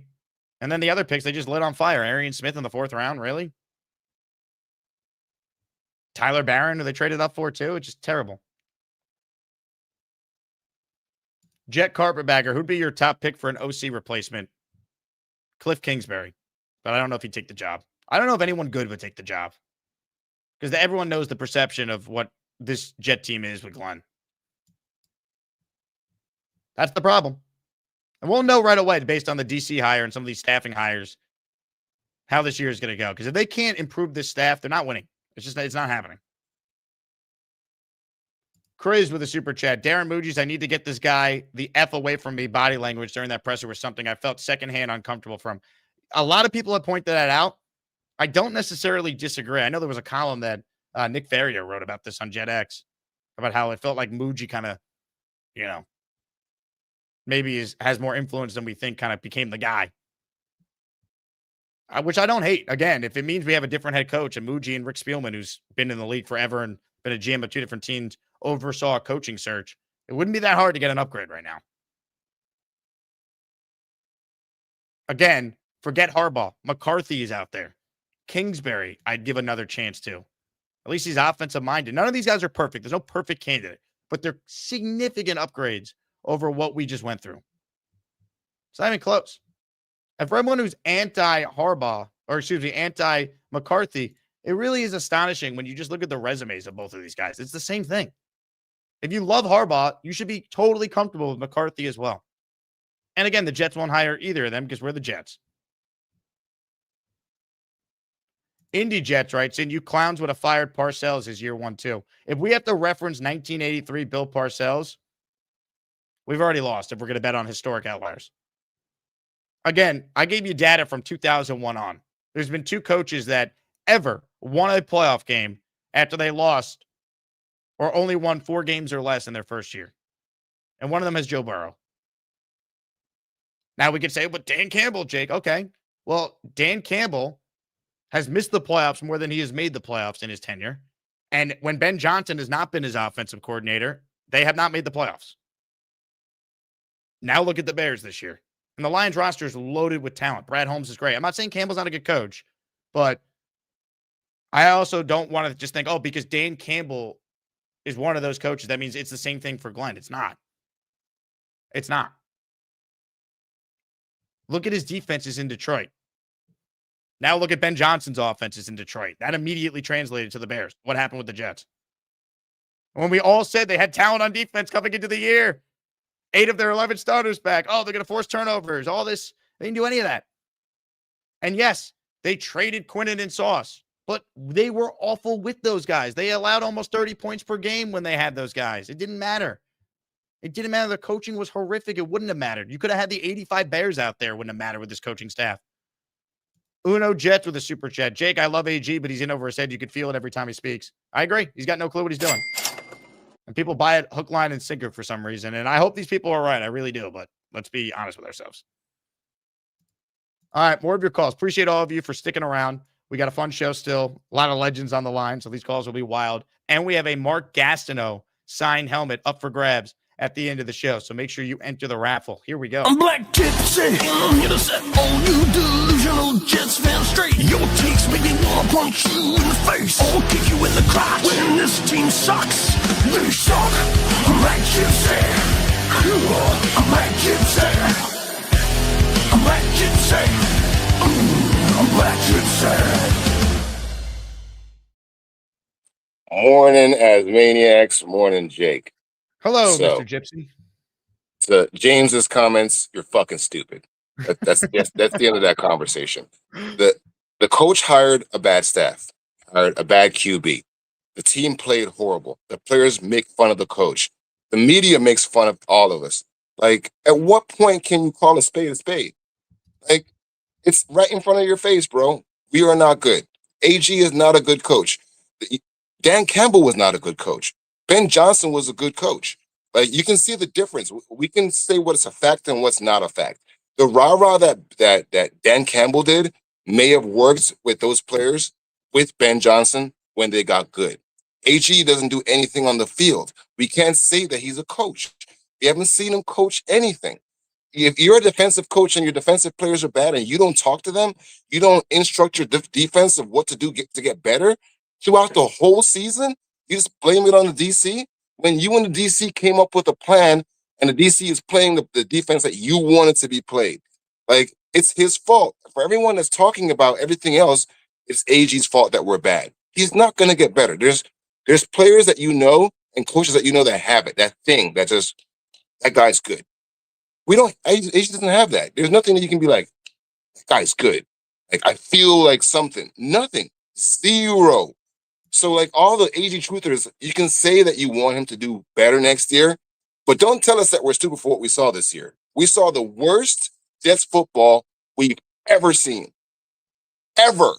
Like, for anyone that has any comment to tell me anything about AG, shut the fuck up. This is the worst football we've ever watched the Jets play. The worst defense we've ever seen. So, like, stop it, man. Like, it's so crazy that what's the turnovers going to be that we're going to have, I think, Tanner next year. Like, nothing's going to change. The team's going to suck just as much with better players. So I'm actually rooting for AG to prove the point that you suck ass. Because, all right, we're going to keep you. I'm done bitching about him being here. I'm done saying that he sucks. That is fact. He's proven the fact that he sucks. There's nothing else to say. This year was the worst year ever. Next year, we're on to next year, the way I'm looking at it right now. So all I'm looking at is who you're going to hire. Like, McDaniels is out there. He's not going to get a head coaching job, so hire him to be your OC or hire him to help Tanner. Like, bring in people that are good, pay them whatever the fuck they want to get paid, and improve the team. Because if you're doing it as a rookie head coach, you're still learning on the job next year. You're not going to next year now be this magical, amazing coach because you learned bullshit this year where nothing was good this year. Your offense was one of the worst offenses in the league. Your OC was bad. Your DC was bad. Your offensive line was like, the team played off talent this year for him, and next year they're not going to do that. Next year they're just going to suck if they suck with the same staff. So we need new people. Like the Jameses and the Spencers and all that. Eat a dick, bro. Everything that you're saying is pure fucking nonsense. I'm tired of it, bro. They're in the chat. I'm wondering, like, what do you get out of saying AG is good? Like this year shows you everything. There's nothing you can say that be like, oh, he's good. Like, next year, this is the plan. He hasn't told us any of that. He just tells us little words like, yeah, trust me. How can I trust you, bro? Like, what have you done for me to trust you? Like, Dan Campbell. I think you're being a little unfair. 0 field goals were blocked all year. I know, right? We are the champions of nothing. Nothing. And we're going to be the offseason champions again. We're going to do this hype during the offseason, and we're going to end up being super disappointed again next year because, like when this year started, I said 5 wins. Yep. And who would have thought that I was off by 2 games? Jesus Christ, have fucking mercy on my soul. Now, next year, we're We're going to do the same thing. It's going to be a 5-win team. There's nothing that's going to change. Tanner is pure ass cheeks. Pure ass cheeks. Like, there's nothing that he does good. Nothing. Down the field plays, when Joe Blute was telling me, oh, this guy's good, he got guys open down the field. What about the underneath plays? What about the running game? What about the play action game? The basics of football that we don't do and every other team fucking does. Watching NFL Red Zone, dog, burns my fucking soul. I watch teams score touchdowns on mistakes. And we can't do it with a plan, supposedly, when there is no plan. Like, nothing was planned this year, which is how you come in as a coach with no plan. Stable hit it on the head. Sable said what he said was factual. What he's trying to do isn't football these days. Like, what you're trying to do is outdated, bro. Like, and stop comparing him to Parcells or anyone good. Like, compare him to the dog shit that he is. Like, you are the worst coach in football. For everyone that wants to tell me anything else, worst coach in football, bro, ever. Yep. I don't care if a team has won one game. He is the worst. We watch our defense get mollywopped game after game. If I'm a mechanic and I watch other mechanics doing wrong things and I don't say anything to them and I run the shop, whose fault is that? It's my fault. I'm not telling you guys, yo, you're doing something wrong. You have to fix this. And not just say the words, show them what to do so they can fix it. Show my DC what defense I want to run that supposedly is the defense that was good in Detroit. Like, it's so mind-boggling for here all the hate you're catching and all the people in the chat talking this nonsense. Like, yo, he's bad. That's it. Like, I don't want to hear shit that y'all have to say. Spencer, you're a pussy for not calling in. Jay Reeves, you're a pussy for not calling in. All you guys in the comments that can mouth off in the comments, God, if I ever saw you, I would mollywop the shit out of all you because all you do is talk.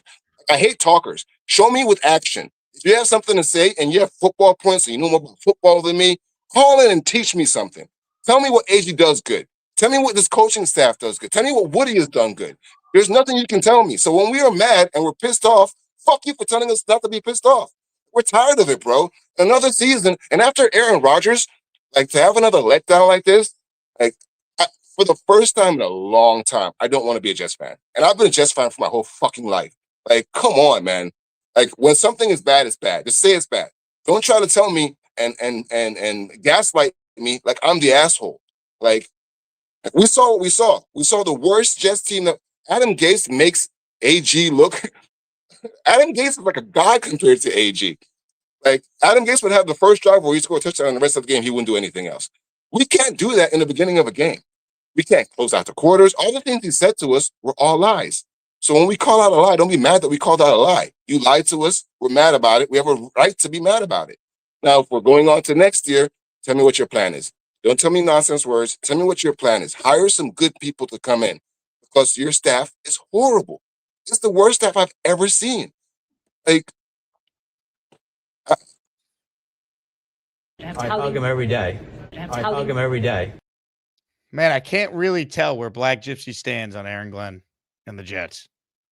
Didn't give a strong enough opinion there for me to really interpret. Jets landing with a super chat. I don't think Moore has the mental capacity to handle the Jets environment. Trade whatever for Mendoza. I wouldn't trade whatever. Not with his coaching staff. If they love Mendoza and they have to move up a spot and they really wanted him, you can convince me you could trade something to move up one spot. Something. But I'm not trading away like one of my 3-1s next year to move up one spot. Anything crazy. Swamp Ranger, Gypsy, just trust AG, bro.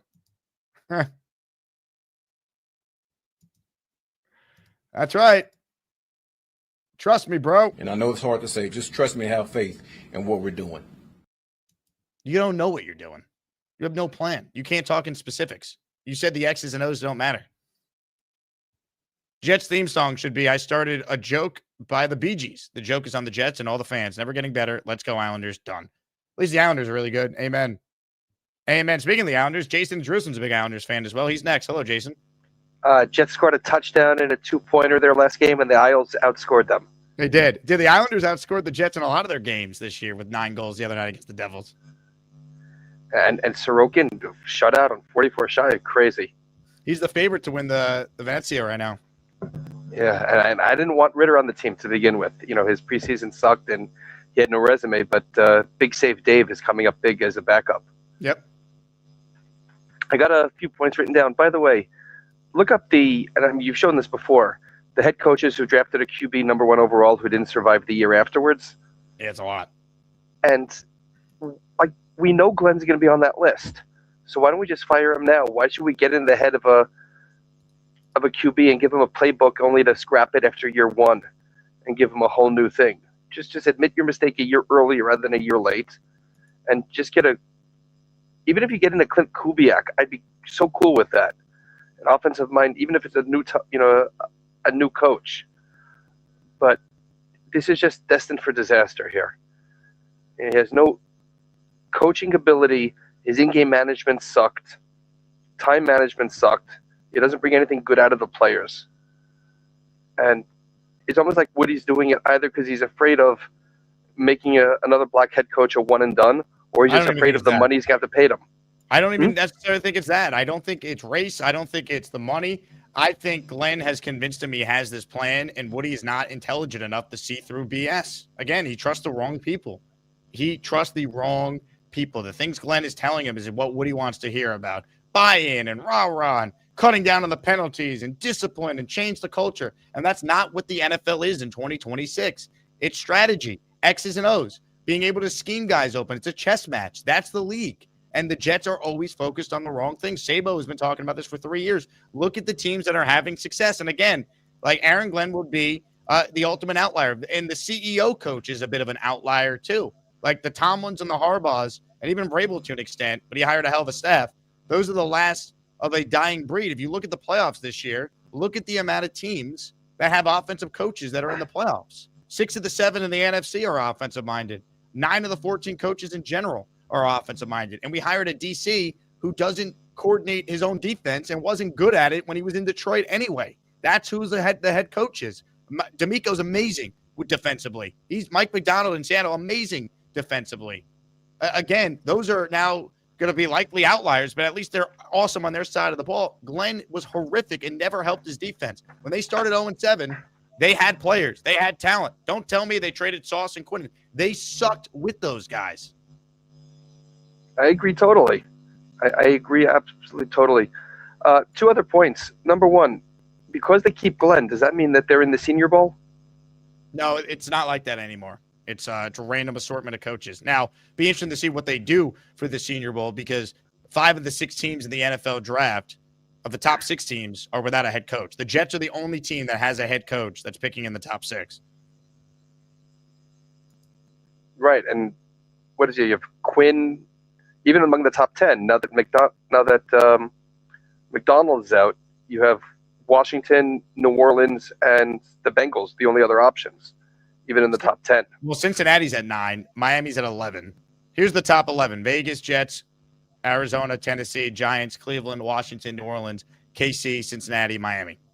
All right, Andy Reid at the Senior Bowl. There's that'd be hilarious. Something to be scared about. But you mentioned McShay's mock draft. I mean, I disagree with a lot of it, but if Ty Simpson doesn't go in the first round, that's really good for the Jets. Because I could see teams doing a reset after day 1 and, auctioning off to the highest bidder and Simpson being the first pick of day 2. Yeah.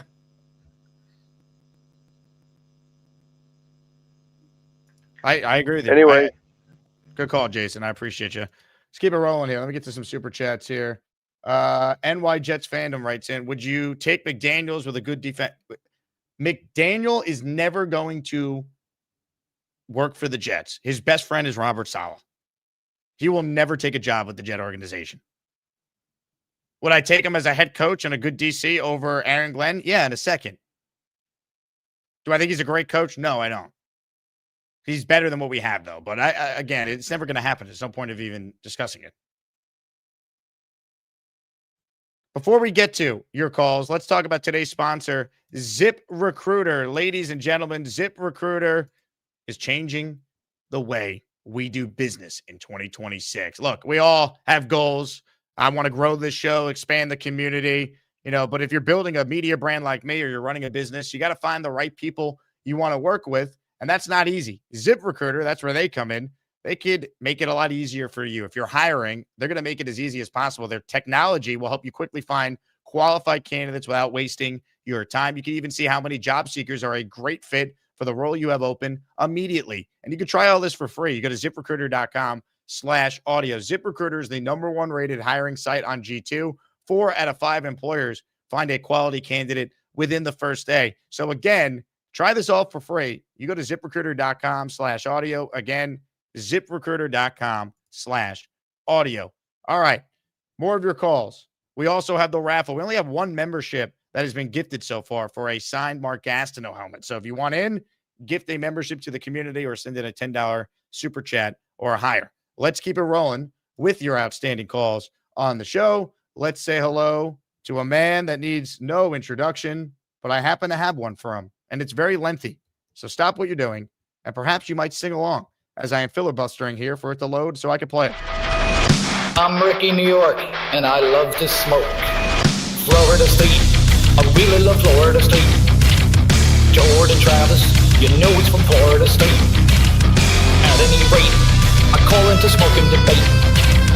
Florida State, I really love Florida State. At any rate, thanks for taking my call, Jake.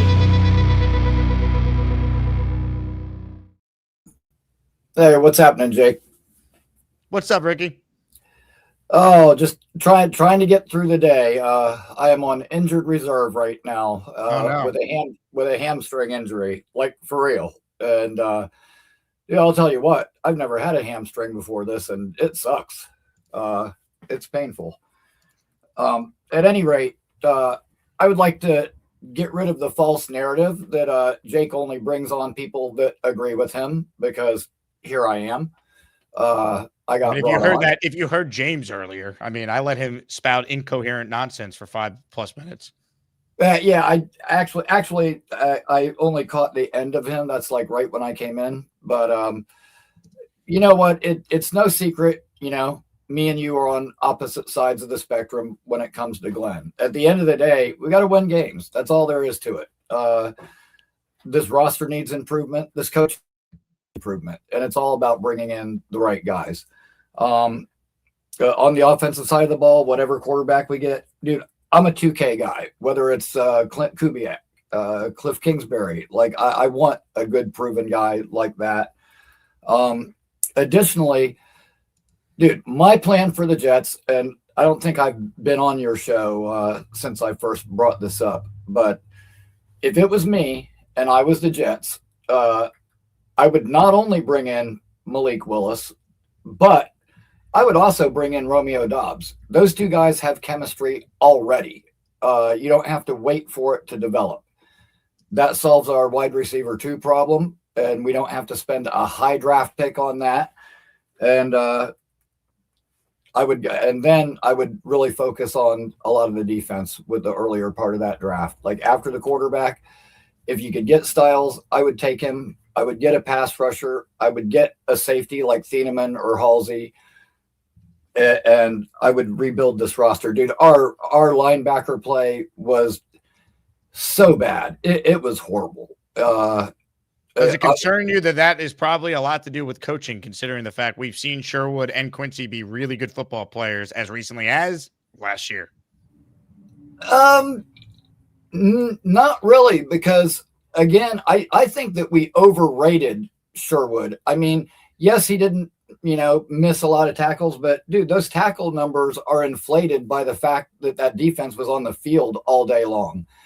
And as far as Quincy, he got worse as the year went on. That Jacksonville game, it was just an abomination. However, the Jets put out these stupid videos, asking the players ridiculous questions. Like anybody cares about that, when we're a 3-win team. I'll ask you a question. It's a question that everyone is dying to hear you respond to, Ricky. What does Aaron Glenn do well as a head coach? You know what? I think what Aaron Glenn does well is he does motivate the players. The team never gave up on him, even as recently as last week. You had that interview that was up with Alvin Kamara saying that he believes in Aaron Glenn because he understands the process, because he's a player. He's not a guy on YouTube. He's not a fan. But Ricky, how could you say that when he himself, Aaron Glenn, questioned their effort against the Patriots? You know what? And I think that's a good point too. I think the reason he walked that back is because to put out a blanket statement and blame everybody like that, it wasn't right. Like, Moore was playing his ass off. Jermaine was playing his ass off. There were guys that hadn't quit, but there were a lot that were, and I know that, just going back to the Quincy thing, when they asked Quincy, what's his favorite hit ever? He said the Kyler Murray hit. And So Ricky, let me ask you this though. If you believe they didn't quit on him, you think that you think that losing, what was it, 155-48 in the month of December is acceptable? No, it's not. It's not acceptable. Now, I do think that there are some other things that factored into that. We had a lot of injuries, but at the end of the day, no. But what about the 0-7 start when they were healthy and they had Sauce and Quinnen was having the worst year of his career? You know what? That's on Quinnen. And you've heard guys like Jermaine say, the coaches have given us what we need. We're just not executing. And with but Aaron Glenn fired the coach. He fired the defensive coordinator before the year was done. Players are supposed to say that. That's what a leader is supposed to say. Obviously, that's not true because Aaron Glenn fired the defensive coordinator with 3 games to go. If they were just tanking and didn't care about winning at that point, why would he make that move? You know what? Because I think from that standpoint, from what I heard, there were players who were publicly, on the sideline speaking out against Wilkes. I think that was a move to kind of keep the locker room together and not have it fall apart. And you know what? He made a bad decision. He made a bad hire with that. I'll be the first to admit that. And dude, just like me, you thought that was a good idea initially because Wilkes had like the former coaching experience. It was a guy that maybe Glenn could lean on. And as it turned out, it was a horrible hire. That was a disaster. I never liked the idea of trying to marry the two defensive systems together. I think it should have been one or the other. I don't think it was a time to like be cute and try to experiment when you're in your first year. But I mean, at the end of the day, you got to win games, period. And I'll say this for Didn't as much you have as the Jets winning 10 games this year, Ricky? No. 9? No. Were you 7. one of those? No, I was 7. Yeah, I was at 7 because I figured if we could win 7 with Zach Wilson. JJ had 11 and Justin Fields in the Ring of Honor. There were a lot of callers who were very optimistic about this team. You know what? I was hopeful that maybe Fields could take another step, but cautiously optimistic, I would say. But I wasn't crazy about that signing. And again, you know what? As much as I think some of us like overvalued our players, dude, I think Glenn valued his own ability to get the best out of people. I think Glenn overestimated himself with certain players. Coaching. It's coaching because he can do it. It's just coaching. That's all it is. If it's just coaching, why were they this bad then, Ricky? Dude, I don't know if anybody can explain the regression of Justin Fields this year. Like that I was can. really crazy. I very easily can. They have the wrong coaches in place to get the best out of him. They did not surround him with adequate wide receivers. We said this all offseason. They went out there and they were going to build a team around his strengths, and Justin Fields barely ran the ball. Well, yeah, and you know what? Just like when they wanted to run the Wildcat and he said, I'm not doing it. Like, I mean, you can't have him run the ball if he's not willing to do it. Like that's when he was going to come off the bench cold. When he was a starter, that was not the indication. You know what? I think it all happened. I think it all kind of changed after the Buffalo game when he got hurt. And I don't know. It was a complete mental collapse on his part. I think Justin Fields has the same problem as Zach Wilson, is he's gotten so many chances. He thinks there's another one waiting around the corner, and there's not. I think he's seen his last snaps as a starter in this league. But all I'll say is... Yeah, but wait. But he was Aaron Glenn's hand-picked quarterback. That's what he wanted. That doesn't concern you. Not really, but I mean, unfortunately, it's the same thing with Zach. It was what appeared to be the best option at that point. What do you look for in a quarterback? Like, what's an Aaron Glenn quarterback? A winner. Yeah, well, that's definitely not what we got. So you want to fire a lot of the coaches, but you want to retain this head coach, right? You want to give Aaron Glenn another year. Yeah, I do. I do. I do want the Jet head coach week 1 of 2027. It's going to depend on 26. You know, what's your gut tell you though? Yes or no? What's that? What does your gut tell you? Is Aaron Glenn the Jet coach week 1 of 2027? Yep. I hope you're right, because that would mean he won games. We're the freaking New York Jets, so we're shit. More of your calls right now. Ron is next on the show today. Hello, Ron. Hey, Jake. How you doing? What's up, Ron? Well, I can hear myself. Am I echoing to you? You sound okay, Ron. If you call right back, I'll put you back on, though. Okay. We'll do that. In the meantime, we'll get to another call here. Let me get the intro for him queued up. There's Ricky. StreamYard is giving me a lot of issues today, guys, so bear with me. Here we go. Adam is cool, although kind of basic. He claims he's too cool, though often quite basic. He makes great jet points, looks a little basic. Adam is cool, too cool, but basic. Some would say generic.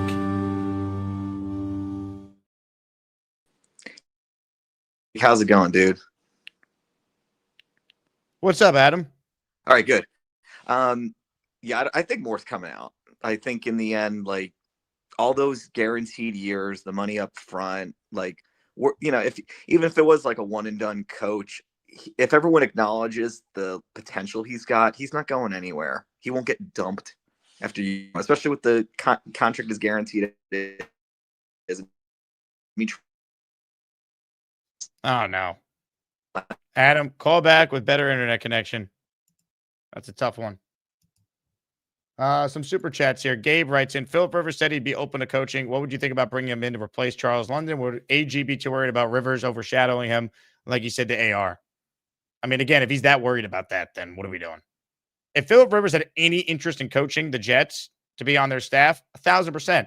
I'd call Kurt Warner. I'd call Steve Young. Listen to the way these guys talk about the quarterback position when they're interviewed. The nuance to it. The strategy that goes into it. Steve Young is brilliant if you hear him speak about it.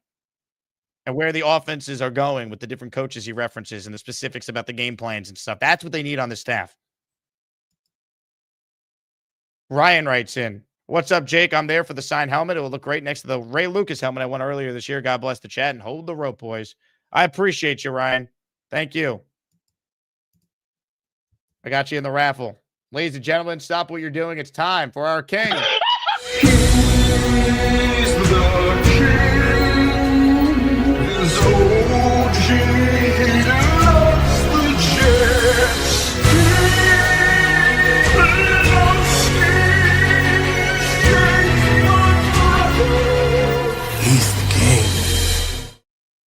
Jake, my brother, it's always good to see you, my brother. You know, this is it's idiotic to me. All of these guys defending this mediocrity we have at head coach. It's baffling to me to defend this trash that was produced this year. Okay, at the end of the day, you talk about guys didn't quit on him. You have a quarterback that they gave $30 million freaking dollars to that didn't want to go in and run certain packages. That's quitting. Okay? You got guys that's getting blown out on the defensive side of the ball. Okay? I'm talking about that is quitting. What the hell are we talking about? I don't get what are y'all not seeing? Y'all gonna sit up here and defend this guy for another year, and we're gonna sit up here and be as trash as we was when we had that damn child. It's ass backwards, man. It's ass backwards. It doesn't make any damn sense. You know what you're seeing on the field. If you sit there and watch football, just like I told y'all when we had that damn child for 3 freaking years, 3 damn wasted years, okay? And I told y'all he couldn't play football. This guy cannot coach. He can't. It's inevitable, man. I don't get what the hell y'all not seeing. It's not rocket science, people. It's common fucking sense. Okay? At the end of the day, this guy cannot coach. And we see that. We know what good coaching looks like. We know what a good locker room looks like. I'm not getting what y'all not realizing, man. This shit does not make sense. All of these callers defending this guy, it does not make sense. It doesn't. We cannot go forward with this damn coach, man. It cannot happen. Because see, at the end of the day, you're gonna give him another year, and then you're gonna say, "Oh, we got this many draft picks. Oh, we can turn it around with this." No, no. If you didn't give Joe Douglas and Robert Saleh a chance, and y'all said all through the chat, "Oh, fire Robert Saleh, fire JD." Why are we seeing the same shit produced and want to keep going with the same bullshit for a 16th year of no playoffs? Is that what the hell we want? What kind of ass backwards thinking is that? It doesn't make sense, man. So I gotta say, man, get John Harbaugh in the damn building today. I don't give a damn how it happens. I don't give a damn how it happens. We know a good coach when we see one, okay? And if he goes to Miami, we in trouble. That's the bottom line. We are in freaking trouble if he goes to Miami. So, hey, man, I love you, Jay. I love the Asmaniacs, but some of y'all got to get the freaking your head out your ass, man. You have to. And see what the hell you're seeing. Okay? If he sucks, I mean, it doesn't make any sense. It doesn't make any sense. He's trash. He's trash. Please get rid of him. JT! Ladies and gentlemen, the king. He's right about everything he said there. Aaron Glenn is a horrific head coach. We don't need to pretend. Let's go back to Adam. Hopefully we hear him this time. What's up, Adam? Or not. That won't work. Victor's next. Hey, Victor. What's up, Jake? What's up, man? I'm just sitting here and I'm seeing all these coaches get fired, man, and it just sucks that we're stuck with like the Zach Wilson of head coaches, man. Yeah. It sucks. I keep seeing these press conferences and something just like came Hold on, to my let me head. stop Aaron Glenn bootlicker Taylor here. Getting rid of him now would be reactionary and almost too late. No, it wouldn't. Why would it be too late? Why would it be too late? You can't even interview candidates in person for another week and a half if their teams are eliminated. It wouldn't be too late at all. It'd be the right move. It would save the franchise from having to go through next year with an inept head coach who's going to potentially ruin the quarterback they take second overall. Why put him through that? We can get a real coach right now. Right now, we could get someone, Taylor. It would not be reactionary. It'd be smart. It'd be Woody waking up and recognizing, I don't want to move forward with one of the dumbest decisions ever, which would be retaining him. It would show that someone got through to him. But I digress. Continue, Victor. And that's the thing right there. That it just reminds me of Zach Wilson. You just double down on your mistake because you picked him high or you paid him and you want to see through his potential. Everyone keeps saying that. And I don't see potential. All I see is the fans love him because he was a Jet. It's the same reason why Yankees love Anthony Volpe, because he was a Yankee fan. He grew up in New Jersey. The same reason why people love Jeremy Ruckert, because he's a Jet fan. We need to get out of that mentality. They say that you shouldn't hire your family. And this shows why, because we're always stuck in this endless loop and people think, oh, the Jets are cursed. The Jets aren't cursed. Everyone looks at the Bills like they're this great franchise. Before 2017, they didn't make the playoffs since 1999. Before Washington Commanders got Jaden Daniels, whatever his name is, they were a laughing stock. All you have to do is get the quarterback right and the coach right. And we need a coach that is not figuring it out, especially if we're going to get Dante Moore, who's only 20, It's not like the Saints where they found their QB, but in 4 years, he's 30 years old. Our guy would be 20 years old. If we're going to get stuck with Aaron Glenn, don't let him touch him. Go get him a quarterback. I know people won't like this, but it makes sense. If you truly want to see if Aaron Glenn is the guy, go get Kyler Murray. Let him get weapons. Let him get a staff, because you need to see if you got the guy in your head coach before he touches the quarterback, because it's just like the whole the Brian Dable situation. If you knew he had one leg out the door, you should have replaced him before the next year started, because we already know what's going to happen. The eye test, you don't need the metrics, you don't need the stats. The eye test tells you. It tells you this guy is not the guy. And when it's 0-6 next year or 1-5, the same people come backing up Aaron Glenn right now, they're going to be the same ones that flip the switch. And they're going to be like, oh, why didn't they fire him? Because the GM can't make mistakes. Fans can make mistakes. They could say, oh, what they want in 2017, and they could switch their mind 2018, and no repercussions come from it. We need a head coach that when he gets into a press conference, the reporters aren't going to attack him and say, let's find out if he can do the job. That's why you need a Kevin Stefanski. That's why you need a John Harbaugh, Mike McCarthy. I would love Mike McCarthy. Who's going to take the OC job and the defensive coordinator job if they know Aaron Glenn has one foot out the door? It's going to be another guy that is going to try to figure it out on the job. And it's even worse for the new guy because he has 1 year to do it. So it's like we're in this constant loop. Stop getting guys that when we get a new quarterback, he has to figure it out, but then the head coach has to figure it out as well. And Aaron Glenn is not a CEO type. The guys that became CEO types, they were head coaches. They became such good head coaches that they started overseeing bigger responsibilities.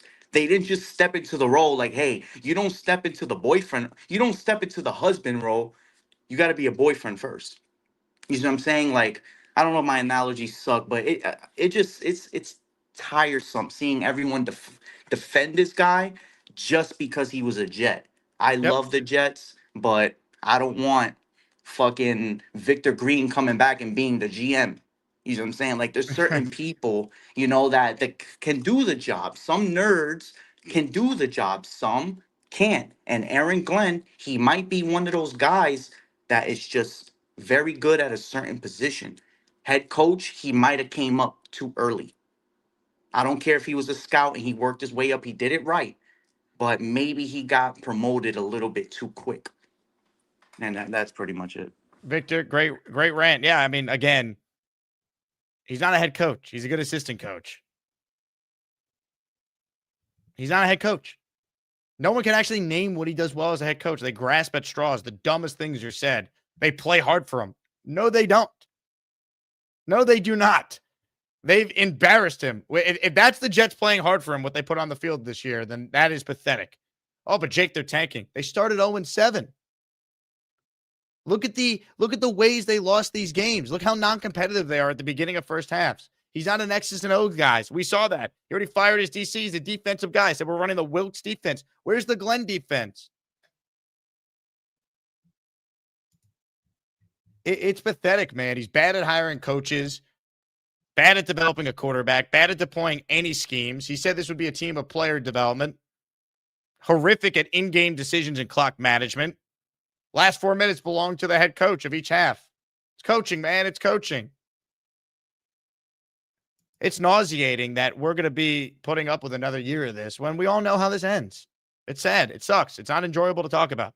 But anyone who's being like, oh, get over it. Like, nah, man, this fan base is rightfully pissed. We ran a poll 2 days ago. 88% of the fan base wants this guy gone.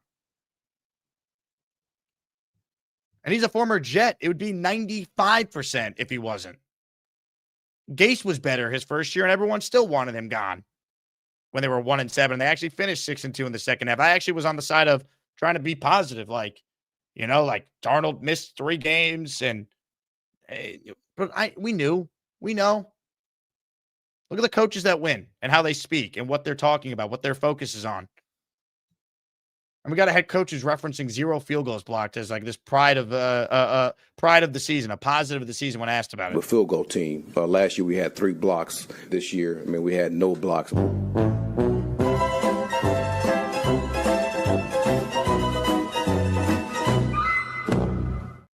Embarrassing to every Jet fan. We will get right back to your outstanding calls on the show, but here's what we're going to do. We will take a short break, and then on the other side, rapid fire through the remaining calls. Hit it. And the pick is in. To announce the 13th pick in the first round of the 2023 NFL Draft. Representing the Jake Asman Show, here's Gator McCluskey. With the 13th pick, it looks like we have a trade with the Green Bay Packers. I'm going to pass out.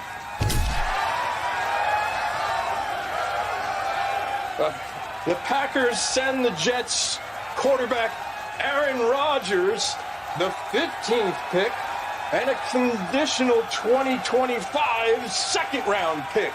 The Jets send the 13th pick quarterback Zach Wilson along with 6 months of free Netflix along with these Burger King coupons. And now for a special announcement from Jake Asman. There's consequences to saying dumb things on this show. FM, you're going to the Shadow Realm, bozo, for life. See you never.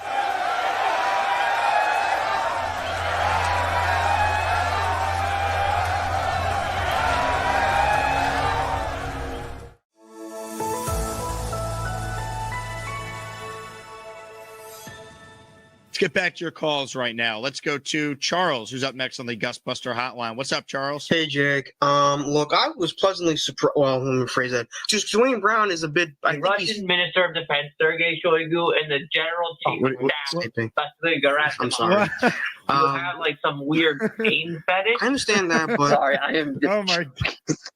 Hypocrite's a bit much. And honestly, I don't. Oh, what, no, they don't need that. I'm sorry. Oh my God. I'm sorry. So what's up? You want me to give you those senoritas your phone number? I'm sorry. It's killing me. Just sorry, I'm just muttering randomly, but honestly, I don't. Sorry, I am just.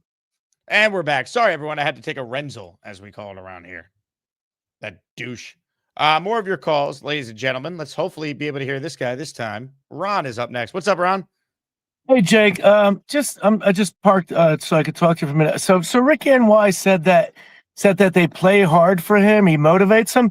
I mean, it did not look like that the whole season, let alone the last 3-4 games. I had some friends that went to the Buffalo game up here from Buffalo, and they said they're at the game before the half. I didn't see the end of the half. There said that he Aaron Glenn, Buffalo was backed up to their goal, and I guess he called a timeout. And then after that, let it keep go. They're like, what the hell is he doing? Even the fans in Buffalo were wondering what the hell he's doing. Yep. You know, like, and you talked about it on the broadcast. It was ridiculous. He did the same thing at the end of the first half of the New England game. The Mike Vrabel, despite him, was like, really? We're going to do that? Like, he wanted to just let the clock run out and go into the halftime, not try and run up the score on the Jets. And then Glenn was using timeouts. So then Vrabel, that's where the hot mic caught him saying, F you or F them or whatever. He did the same thing. Yep. And you would think like he's a former defensive back, 41 interceptions. We all know the history. I hear stories that Vrabel, I've seen videos, Vrabel puts a helmet on, gets out there, works with the linebackers. You would think Glenn is right there. Like you said, what is he doing? He's on the field with a whistle, at least walking around like most coaches, I hope. How is he not going over the DBs and, showing them some of his moves, how he used to jump balls and stuff it's just crazy that they're so shitty in the secondary overall, but how is this secondary not having anything of him rub off on them? It's just hard to imagine that he does nothing. How do you not go over there with the DB coach and say, hey, let's do this. This is what, he always talks about Parcells. This is what they showed us. Let's do this. It's just crazy that he has no impact or no input on anything. Yeah, I mean, again, I maybe he's doing some of that and it's still not resonating. Like whatever the excuse you want to make, it's unacceptable and he shouldn't be the head coach of the Jets.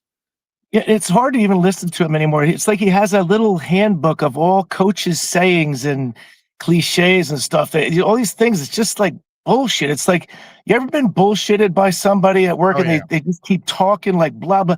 And anybody could come up with a saying that sounds clever, but it's all meaningless bullshit to me. It's just, anyway, that's my thing for today. But thank you. You're hitting everything right on the head. You are. Like, I'm 100% exactly like you, like most of us fans are. So I just hope there's a change. Ricky NY, he's definitely missing the boat there. He should maybe be called Ricky NY, WHY. Why, Ricky? Anyway, okay, but I don't mean to bust anybody's balls on the show, but I just don't get it. Ron, appreciate it, man. I know it's hard to say. Just trust me, have faith in what we're doing. Trust me, bro. That's the plan.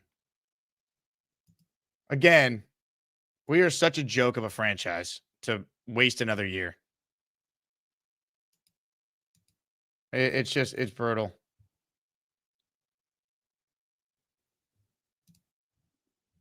Ryan says, I've seen enough from Glenn to know he has no clue how to be a head coach. I'd keep Muji and let him get a new coach. I can't take it anymore. Again, if they fired Muji with Glenn, if that's what had to be done, whatever.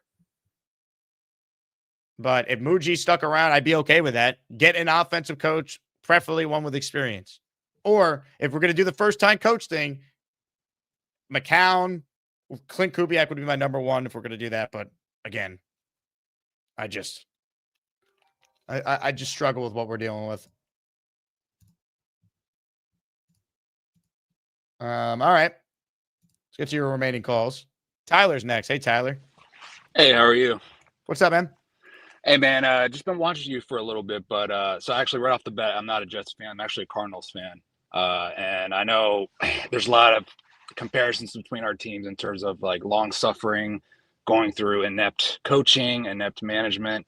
And I've been hearing a lot of rumors about Kyler Murray maybe going to the Jets. And I will say this, I mean, I love Kyler, but in 6 years since I've been watching him, he kind of reminds me of like, he's like a short Brett Favre. Like, he'll amaze you on like some incredible plays. Like, he'll get out of a sack, he'll make a great throw, and the very next play, he'll just make a boneheaded, stupid, like a pick, or he'll take too long in the pocket, just take an unnecessary sack. So I think we've seen enough of Kyler Murray. I'm ready to move on from him, even though it hurts me to say that. But in terms of like coaching as well, like we made the right move of also firing JG. I heard a lot of fans saying we're going to keep him, but again, I saw enough of him. He was supposed to come in here and change the defense, and our defense was horrific the whole year. So I totally understand where you guys are coming from. It sucks to see, like, of course, like your division rivals doing, like having more success than you. It makes me want to vomit seeing all the 3 teams that in our division go to the playoffs, and it sucks. It makes me really frustrated. So, and also it's just funny how like Steve Wilkes is just like, he can't get a break anywhere. We got rid of him after 1 year. He was horrible, but I mean, I can't imagine what would happen if we stuck with him after that 1 year, because he was not ready. At least you brought in Cliff, and I know it didn't end up working out, but you had a playoff year. You probably helped develop Kyler. What are your thoughts on Cliff? Like, what was your assessment of him as a coach? Again, I mean, he came in, rookie, had never unexperienced college guy. I was like, okay, let's see how it works out. It kind of worked out. He had a good rapport with Kyler, but man, one thing I will say about Cliff, he does not have good clock management. I don't know if he cleaned it up. I don't know if he learned much, but dude, every single game that I watched, he had to waste at least 2 timeouts because he couldn't get the right offensive personnel in, because he would try to do like, I don't know if he was trying to be cute and trying to go like, try to get the defense off guard or something, but he had to waste so many timeouts. We got so many penalties as well for, delay of game. So again, and if you guys somehow, I heard some talks too about if he's going to come to the Jets or something like that. And I know some of your fans would want him, but maybe he's learned from his time in Washington. I don't know. But I mean, personally, that's the one thing he's got to clean up is his time management, because it is awful. So, but yeah, I don't know. I think we're in a tough spot too at the 3 spot, because if Dante Moore and Fernando go, I mean, I don't know if we're going to trade back. I don't know what we're going to do, to be honest. So yeah, so you have Brissett under contract, and that's really it. I mean, he's the perfect bridge for a rookie behind him. Like, we would take him a second. Yeah, I'm fine with Jacoby being the backup. I'm totally cool with that. Even though, like, He was 1-8, 1-7 this year, and that's all he'll be. He's like the Ryan Fitzpatrick of the league right now. He's just gonna be a backup. He's not gonna win you big games, and that's just how it is. So he's playable like Justin Fields. He can't play the pass. Yeah. No, exactly. Yeah, I know. Yeah. So I don't know. We'll see how it goes with the whole Kyler Murray thing. If you guys get him, then I would suggest obviously putting a lot of talent around him. Obviously. He wouldn't start. He wouldn't be like he'd be like he'd start until the rookie is ready if they're gonna go down that path. Yeah, and the thing about Kyler too, again, I watched him for all 6 years, man. Is he a good teammate though? We hear all this stuff about the video games. Like, how would he be with Mendoza? I saw the memes. Yeah, I'm aware of the meme, the whole COD thing. Yeah, it's funny. Yeah. But the thing is, he's a quiet guy. Like, he's just he's like a Marcus Mariota, where he's very quiet, he's very shy, he's not going to be in your face like rah. And I think we can't have that, right? We need to have a guy that's like in your face, not in your face, but like, just like that gets like a leader, you know what I mean? Like someone that's like a Tom Brady, where like he's yelling at the guys when they're not doing well. Like Kyler Murray would never do that. He would just sit on the bench, keep his mouth shut, and he would sulk. It was pretty obvious. But again, I'm not trying to hate on him. Again, it pains me to see how this is going with K1. Having to see him leave probably. I really thought he was going to change this team around, but I don't know. I don't think it's looking too. It's looking pretty dim going forward for us. So I mean, I don't know. We'll see what happens though. So hey, join the club, Ty. I appreciate you calling in, man. Yeah. Nice to hear from another fan. Yeah, no problem, man. Have a good one. Appreciate it. Tyler M. checking in. Look, I could see Kyler being an option for the Jets with another veteran. Like maybe it's like re-signing Tyrod and he's like the quasi QB coach for Mendoza or more. Because this regime's got to win games again. Like they need to get off to a decent start next year. They start 1-5. Aaron Glenn could be Brian Callahan. Right? If the Jets start 1-5, Aaron Glenn's record at that point would be 4-19. The same record that Brian Callahan had when Tennessee fired his ass.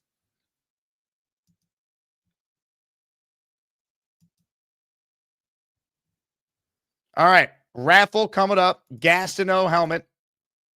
Make sure you get in if you want a chance to win. You also will be entered in the replica Super Bowl III Namath ring, the signed Namath helmet, and the Super Bowl III display in our weekly raffle. Ladies and gentlemen, let's say hello to a man who's usually soft-spoken, so he's really going to have to project today. If Mad Max ain't yapping about Jets, that boy, he's jamming, he's slamming, freaking dancing, wall smashing. I'm Jake Asman. If Mad Max ain't ever stopped yapping, that boy, he still be dancing. Then call Jake Asman, he got an orange wall. Honestly, Jake, can you guys hear me? Butt plugs. Oh man, is James on the show? Because I was watching James's point. He had the most delusional points about Aaron Glenn. He was like, "Oh my God, Aaron Glenn's a good coach." James, if you're still watching the show, or any people defending Glenn, what does Aaron Glenn do well? Honestly, the defense is terrible. James, Aaron Glenn had the most inept defense I've ever seen. We had 0 interceptions the entire 2025 season. That's total levels of ineptitude on this defense. Aaron Glenn doesn't coach the offense, His special teams. He can coach special teams. Banjo, you got Banjo, but really, any head coach have Chris Banjo as a special teams corner. Honestly, James, this is the only thing Aaron Glenn's good at. This is the only good thing he's good at. He's got the world victories, the salsa dancing. That's the only good thing Aaron Glenn's good at, the salsa dancing. And the field goal protection unit, honestly. That's the only good thing Aaron Glenn's good at. But honestly, James, we got to fire Aaron Glenn and hire John Harbaugh. But let's see if Woody Johnson's listening, honestly.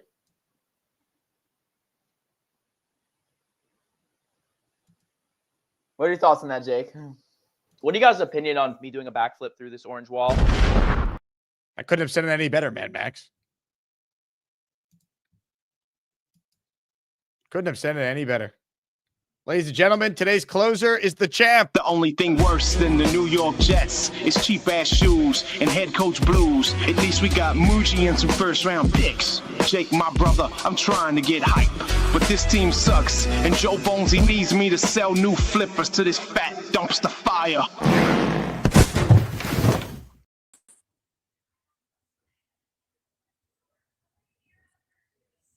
What a home. Beast, what do you think of the Bonesy home here?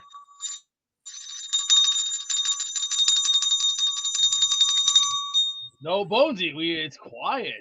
Look, the walls are painted very nicely. The seats are very smooth. He's working from home. Hey, he's being smooth.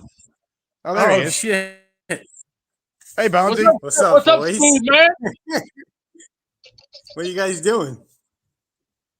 Just looking at the crib, G. I was getting some stuff out of the car. I'm off today. Were you taking a Renzel? I was not. You know, this is tough, man. You know, it's rough listening to this. And about Glenn, as you know, as bad as it is, and as bad as it always can get worse. That's one thing that we always have to remember, that grass isn't always greener on the other side. I screamed from the rooftops last year when we had Salah and JD that it could get worse. And everyone was like, oh, no, it can't. And it could get worse. And I'm not defending But you have to Glenn keep trying for it to get better. That's the point, though. Agreed. Of course, it could get worse. I guess it Agreed. could get worse, but I don't know, man. Like, this guy got off to the worst start any Jet head coach has ever gotten off to. I don't know if it can get worse. What are you doing? No one's there. No, come in. But this is the thing. There is a quarter of NFL head coaching jobs open, right? We are wasting breath talking about John Harbaugh. He's not coming here. Even if the job was open, he's not coming here. New York, okay, between but if not him, what we do to coach. What about McCarthy? What about Stefanski? What about why Cliff do you waste Kingsbury? your breath though? Last year we did a ridiculous coaching search, and Woody Johnson is the problem. But I'll go there in a second. He didn't even give McCarthy an interview. Like, what are you doing? He listened. He listened to Tannenbaum and the 33rd team. This would be different. If you keep Muji, let's say, in this hypothetical scenario, let him run the search. He was under Sean Payton. I'm sure, honestly, what do you think deep down after this year went as bad as it did, Bonesy? I seriously wonder what Muji thinks, knowing that he comes from Sean Payton, who's a Hall of Fame coach and is phenomenal at what he does, and he watched Aaron Glenn it up for an entire season. How he's not thinking, holy crap, we got to do something. I'm never going to be successful with this guy. That interview 2 days ago did feel like Muji was kind of interrupting Glenn. Normally, when you know it's Glenn's show, he did show a little more ballsy. Like, you know, maybe he's not the right hand man as people said to Glenn. But I think listen, I'm not. This isn't like my thought process, but how I see it is Woody is not the guy, so he is not interested in doing another fucking coaching search. Last year, that was probably really stressful on him. He's got 40% of his soccer team. That's what he makes billions. Let his brother do it. Muji could do it. You know what?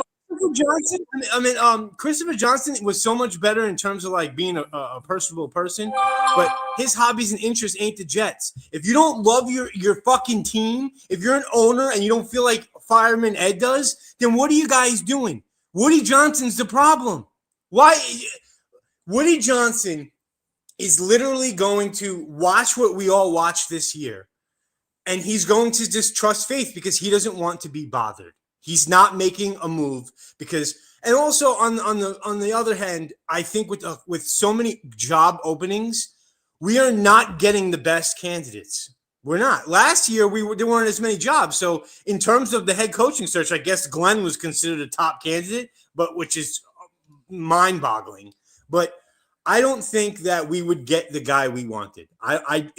With how many spots are open, how bad the media is, how we are a quarterback death carousel. We can't develop anything. Bonesy. They have $100 million in cap space the next 2 years and 5 first-round picks, including one of their picks is the 33rd pick in the draft, which is almost like an extra one. They have resources. This is the time to do it. You say to an experienced coach, run the show. It's yours. That's the whole point. How'd they get Parcells coming off a year he went to the Super Bowl in New England to take over the 1-15 Jets? Again, it comes down to how bad do you want to actually fix the problem? The idea that Woody doesn't feel like running a coaching search, I don't think it's that. I think he's been conned by Aaron Glenn that there's this master plan. That's the issue. You could get a coach. You could get a first-time guy from the offensive side. Someone would die to be an NFL head coach. You could also try a retread, someone with proven experience. Not all these guys are going to get jobs in these hiring cycles. Some of these guys come out of nowhere, and then they end up being good. We're like, what? Remember the way Sirianni was mocked when he got the Philly? Remember the way Cohen was mocked last year? It doesn't be the flashy hire. Like Glenn was the hire. He was a former Jet. Like it's too narrative based. It wasn't based on reality that his defenses weren't that good in Detroit, and he should not have all this power that he has when he hasn't earned it. Like that's what I'm saying here. Like again, I agree with you. I do not disagree with you. We can't run this back. Listen, I cannot run this back. Everything you go by is factual related from what we've seen, statistics, all that shit. And I 100% agree with a lot of things you say. But as I see everything, I just do not believe that Woody Johnson is going to pull the plug as hard as we beg. And I do not believe that we just get these callers just throwing out like people that would want this coaching job. And it's like, yo, there's a quarter of the teams open. What makes us think that if there wasn't as many jobs, yes, 1 of 32, I agree with. 1 of 32 is great, but 8 out of 32, that's too much. I don't think Woody wants to go back into the coaching regime. We'd probably get, if we're lucky, out of 8 teams, we'd probably get the 5th best, in my opinion. If you're going to go through all the teams, like maybe draft picks aside, cap space aside, that's all well and good, but we are New York. And the perception is, look what the media says about us. Look what everyone says about us. You could change the perception by hiring a legit coach, Bones. You could change that. I don't trust Woody to do that, man. I do not trust Woody to do that. I don't trust Woody to do it. If Woody already didn't pull the plug on Glenn to show us that he actually knows what he's doing, that means that Glenn is sticking around, and the only thing you can hope he's going to be fired a year from now. Right. He's going to be fired a year from now. Okay, we have a top 2 pick, right? Yo, we have a top 2 pick. If we hit on the quarterback, everything is good. Brian Callahan, Matt Eberflus. No, I mean hit on the quarterback like that. They're good in year 1 because that's what New York needs. Jackson Dart was good in year 1. Did it save Dable? True, agreed. But Dable was already in his 4th year. You know. Again, which I was surprised because Dable that's why he wasn't going to get fired after how bad the next 2 were. Right. That's what I'm saying. And it wasn't enough. The defense was so bad towards the end of the year. You saw people quitting. You saw that bad stuff. Everyone will have a counter argument saying the roster was so bad what we were watching. You didn't know the players' names. The defense was a mess. We have players on the team. Listen, Glenn has made so many mistakes. Fucking Justin Fields as the number 1. Glenn has made so many mistakes. I mean, look at these players that he paid, like Sherwood. Everything that he did from a standpoint of evaluating the roster was awful. His trades, on the other hand, we can't 100% give it all to Muji because Glenn makes the final call from what we understand, what we think. So Glenn is awful at coaching. He's not an X's to O's guy. Black Gypsy was spitting the truth. He is not calling no plays. He is not a defensive coordinator. He is not taking over. He ain't calling shit. But he is a scout. Maybe he's a good development guy in terms of if he can draft the right people. I think Membu is a great hit in a draft that wasn't full of like superstar talent. I do like the 1st and 2nd picks of the draft, and I do like the in-season trades where they notice that they evaluate the roster terribly, and they made the right decisions halfway through the year to get out of it. Sherwood's not a fit. Quincy's obviously not a fit. They benched him. They tried to do the whole, give him some, rah-rah and hype him up. You bench him. Maybe he plays better. He played better for one game. Bonesy. Is Aaron Glenn the Jet head coach week 1 in 2027? If Mendoza or Moore is good in year 1, yes. That had a kick to it. Great. No, I don't see it. I don't see it. They're playing the AFC West and the NFC North next year. Where are the wins coming from with this coach? Asking a rookie to be great. Dart played well for the Giants. See ya. It's not that easy. Again, all these teams have coaching openings, and we're keeping the worst coach in the league. 5 of the top 6 teams in the draft are without a head coach right now, besides the Jets.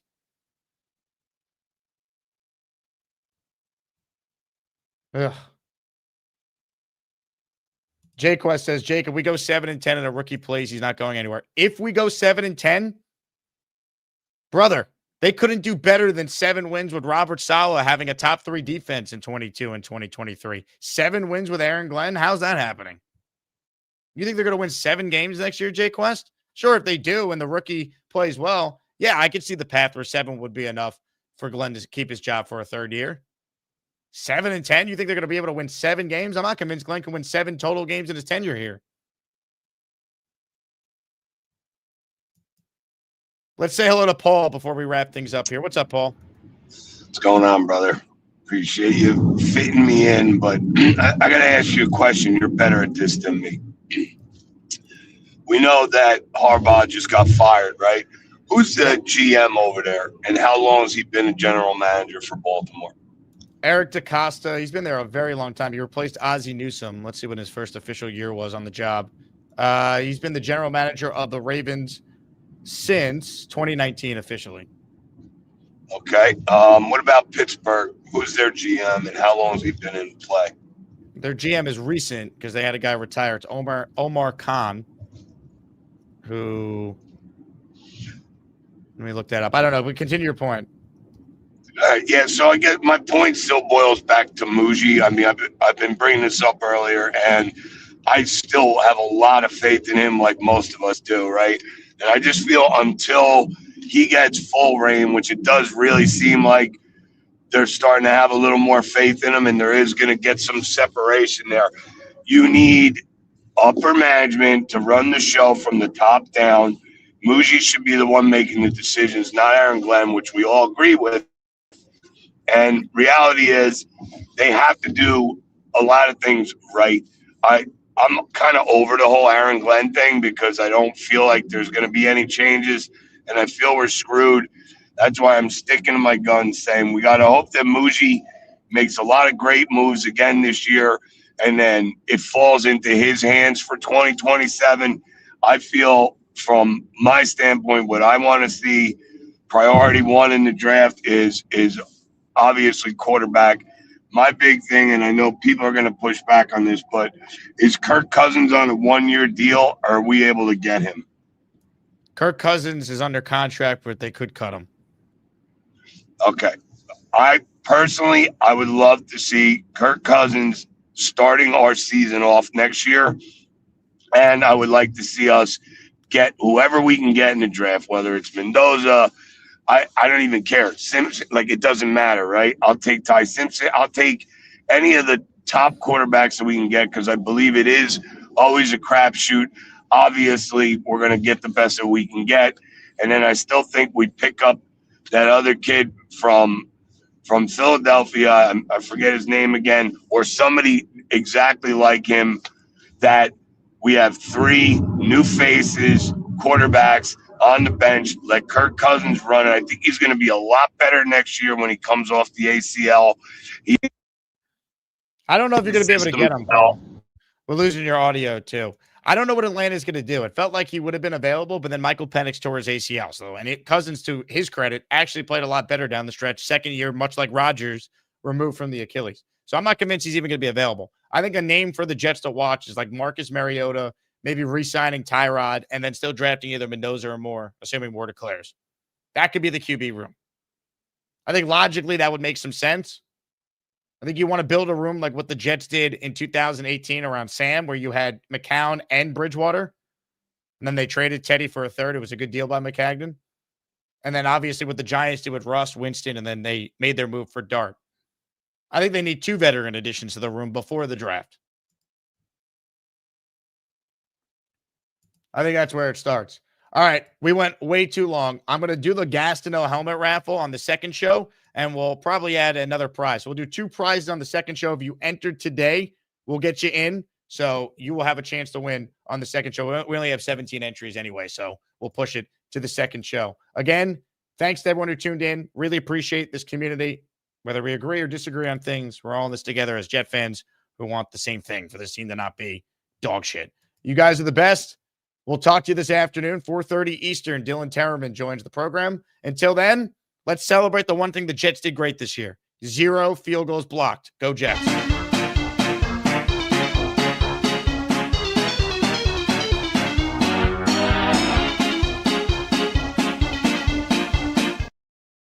Oh, hi. Jake wants me to ask you to click on the like button. That's right, Lane. And if they don't subscribe to the Jake Asman Show, this team may never win another game. Let's go Jets.